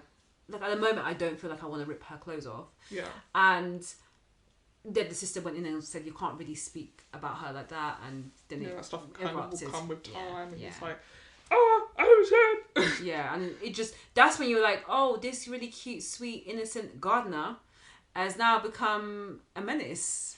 And this is like, you're really seeing this immature side of him. And then they go on honeymoon. And it is fireworks. They fall in love. No, they go on the honeymoon, and like the first day, maybe they are in the pool. I don't want to body shame. Yeah. But let's say there was no definition in Casper's body. Oh no. He is looking at Emma. And going, it's just not really what I want, to be honest. Like, I like petite girls, you know. I like petite girls. I like petite girls. Like, get to the point what you're trying to say. Like, I like slim women. Do you know what? She is too big for me. Yeah, it's okay. So... Meanwhile, you don't have a single ab.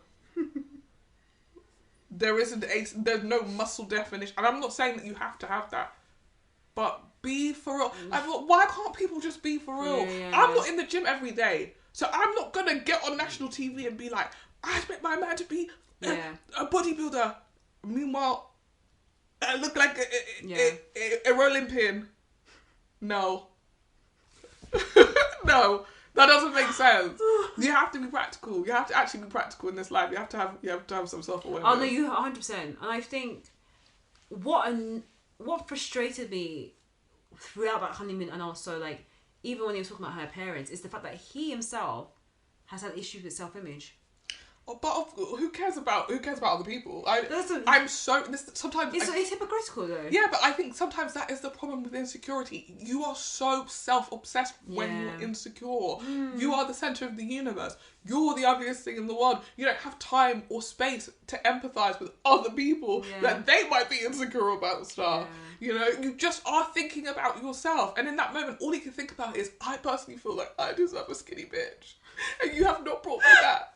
And to be honest, this is just you reinforcing that I'm an ugly donkey man.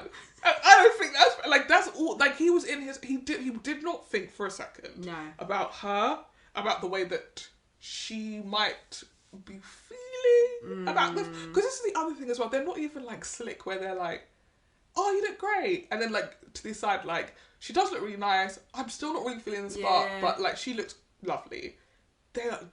He looked miserable the whole time. Yeah.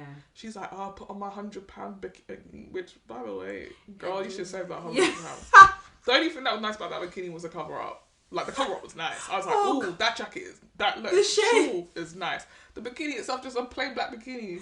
Bruh. £100 on that. You want? And you're like, oh, he's gonna be. You won't be able to take his eyes off me, honey. Family's looking away, looking every other direction from you. My colleague of mine at work said that she was like, the problem is Emma is not sexy. And I feel like... Okay. There is something very mumsy in the energy. Yeah, I agree. Even down to that bikini, like the choice of the... Like, it's the bikini of a woman who's had 4 kids. It is though. Like, it's the choice... Like, plain black bikini. Plain black coverall. Yeah. And I'm not saying, right? And I'm not saying, to tantalise the man, you need to be wearing... Wear what it is you like to wear. But understand that maybe then you put out mumsy energy. Yeah, I like to wear a lot of patterns. If someone came up to me and said, it's very loud, I wouldn't be like, what? Yeah. I have to understand that, that is actually what I'm putting out into the universe. I like it. I can't stop thinking of the mumsy part now, because it does. Like, she reminds me of like a warm hug. 100%, and that, honestly, that's the wine part as well to me. They're like, oh, can I have a glass of wine while I make dinner? Like, it's just such a miserable marriage for 20 years type energy. But I also feel like... But you're 31! Yeah, that's true. I mean, bro. I mean, 31 is crazy. Yeah, because she's younger than us. That. I only just realised that. Crazy. When she said that, I was like... Because when she was talking at the beginning in her confession, I was like, oh, like... Very similar.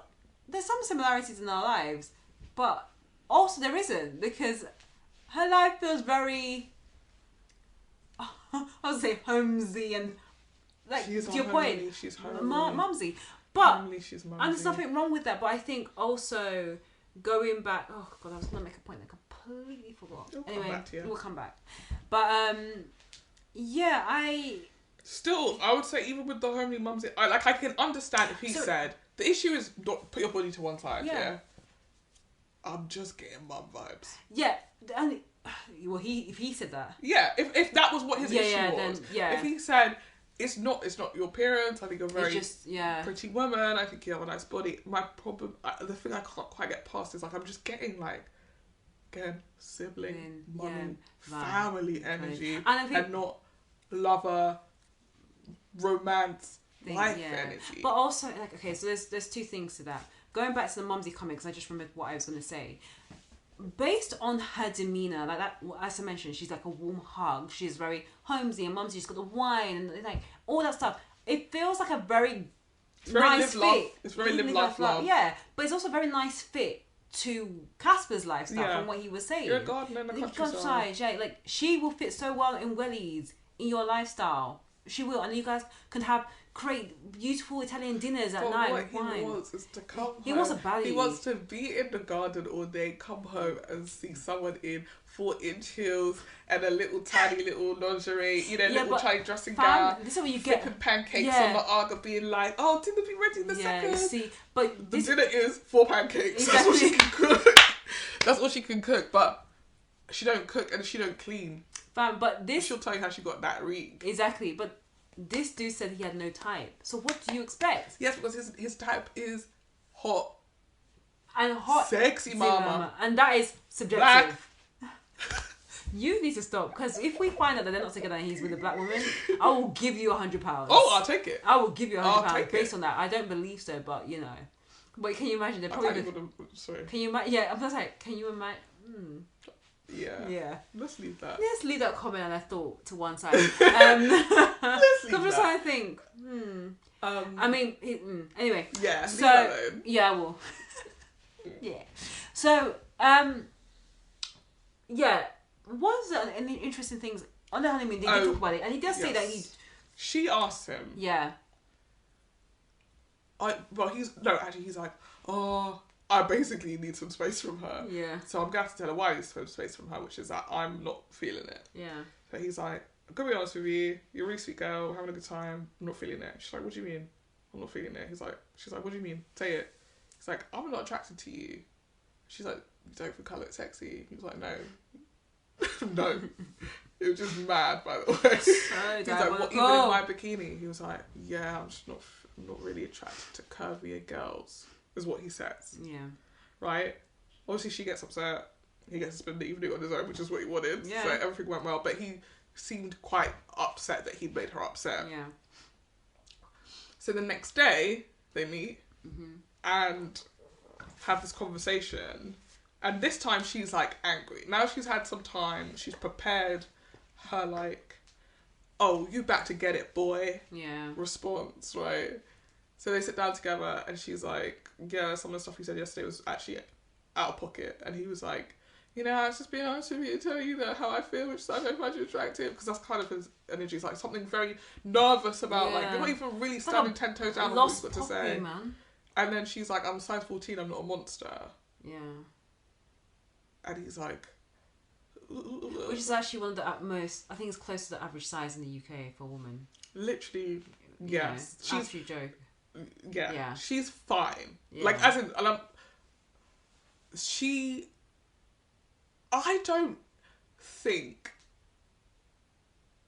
I think basically when he said, I'm not attracted to curvy girls, she heard, you're a fat whale. Yeah. And that whole conversation was her trying to be like, I'm not fat whale, and it's rude to call people fat whales, essentially. Yeah.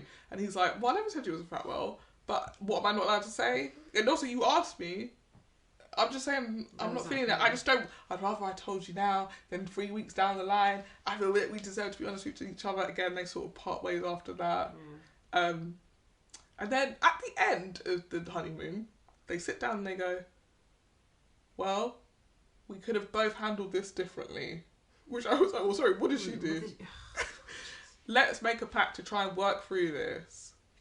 And then they shake on that. And you're like, oh, okay, well, they seem, what's the word? Committed to the process. Yeah.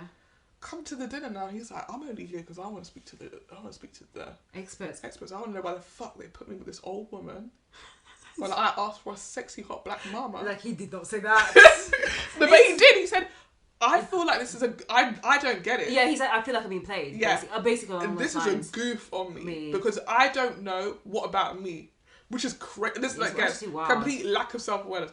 I don't know what on earth the experts saw in this girlie for me. That's actually wild. Like, look at me and look at her. Look at me. Oh my god. I'm a gardener. Oh my I deserve baddie. I just feel like maybe don't come on the show. To be honest, don't come on the show because you obviously don't really know what you're looking for, what you want. Like you said, every time they gave you an opportunity to say, you said you don't have a time. Right. Now all of a sudden you have a time. You don't know whether you're coming or going. Take your bag and go home. And I'll be honest, before they even got to the party or even arrived back in London, when they had that last conversation at the honeymoon where they're like trying to reconcile and she was like, I still don't think this is a big flag. I just think that we need to work on it and build that attraction. This was the first time, no, this was one of many times that I said it while watching it, and I'm going to say it on this podcast. I said, girl, stand up. Because if a man tells you that he's not attracted to you, even if he said, which he did, he said, oh, you remind me of my sister. You're going to change yourself, your fits, your personality to mend and mold yourself to the type that we still don't know what his type is. Petite brunette or petite with dark hair, whatever, because that's going to come up a bit later. Like, that is so ambiguous. There is nothing about that type that one, like, is clear. he doesn't know what he wants, and you're gonna then have to try and mold yourself to make him attracted to you. And by the time he's attracted to you, you're not even yourself, the mumsy woman who just loves a glass of wine at the end of the day. Like, it's just ridiculous. So I wish that she did like some of the other one of the other girlies did, and take your bags and baggages after the honeymoon and go home and say, this is not for me. Because I just feel, maybe it's gonna come up a bit later, but I just feel like it's better to save your losses and just cut him off, because he doesn't deserve you if he's not attracted to you, and if he's made you feel like you are not someone that you are. So I feel like the problem with insecurity is that is all logical, what you're saying, but you're not using your logical brain right now. You're not hearing, I don't like you. Yeah. What you're hearing is, I have to win you round. Yeah. Right? So I'm just going to become, like, I don't even think it's changing yourself. It's just, I'm just going to make myself so amenable, and I'm going to behave, and I'm just going to be just like the loveliest person, and that will make you go, you know, because who doesn't want to hear a speech on their wedding day that's like, obviously when we first met, I thought you were ugly as shit. But then you helped me around the house. You clean my clothes, you iron my clothes. You clean my shoes, you cook for me. I love that, and that's why I love you. Like, that is, at that point, that is what you're aspiring towards. I'm going to wear him down. And so, when he said that, and wasn't explicitly like, it's never going to come, that's what a person like her needs to say. It's actually, there is no option. When he said, oh yeah, let's see what happens, she's heard, okay, bump in the road, but if I show him how polite and how cool I am and how pretty I am, he's going to turn around and be like, wow, I didn't realise you were beautiful the whole time. And then we're going to kiss and life's going to be great. That is the journey that woman is on. So you saying pack your bags, would work if you were talking to someone whose logical brain was in the room. But now I'm triggered. And my trigger response is to double down on the situation. It is not to remove myself from the situation. It is for me to be like, if I stay here long enough, I can change the results. But then that doesn't... I just hate this. And I get that. We're going to keep on shouting, girl, stand up. Or I will, because I just needed every single woman in this experiment to do that. It's interesting, isn't it? When you think about the couples that are successful as we go on through this, where right now, the women are not insecure. Or do not have an insecurity regarding their appearance, or like these women, the women that have come into this being like, I'm the catch. Mm-hmm. Don't have no problem. No, and that's But if you think a man will save you from your problem, I cannot stress this enough. There is no man on the planet who's going to fix your abandonment issues, your insecurities about your body, the years of trauma that you've been through, the bullying you've been. He can't. How can he fix that for you? How? I'm so sorry. Men don't even have that. Sorry to not all men. Most men don't even have the emotional range to deal with their own shit. How do you think he's going to come to your house and fix your shit for you? Yeah. There are just so many couples. I don't know how we're going to fit them all into this episode. I think we're going to need a part 2. Oh, yeah. So stay tuned, girlies, because we have a part 2 coming where we get into the rest of the couples. Yeah. Catch you on the flip side. Bye. Bye.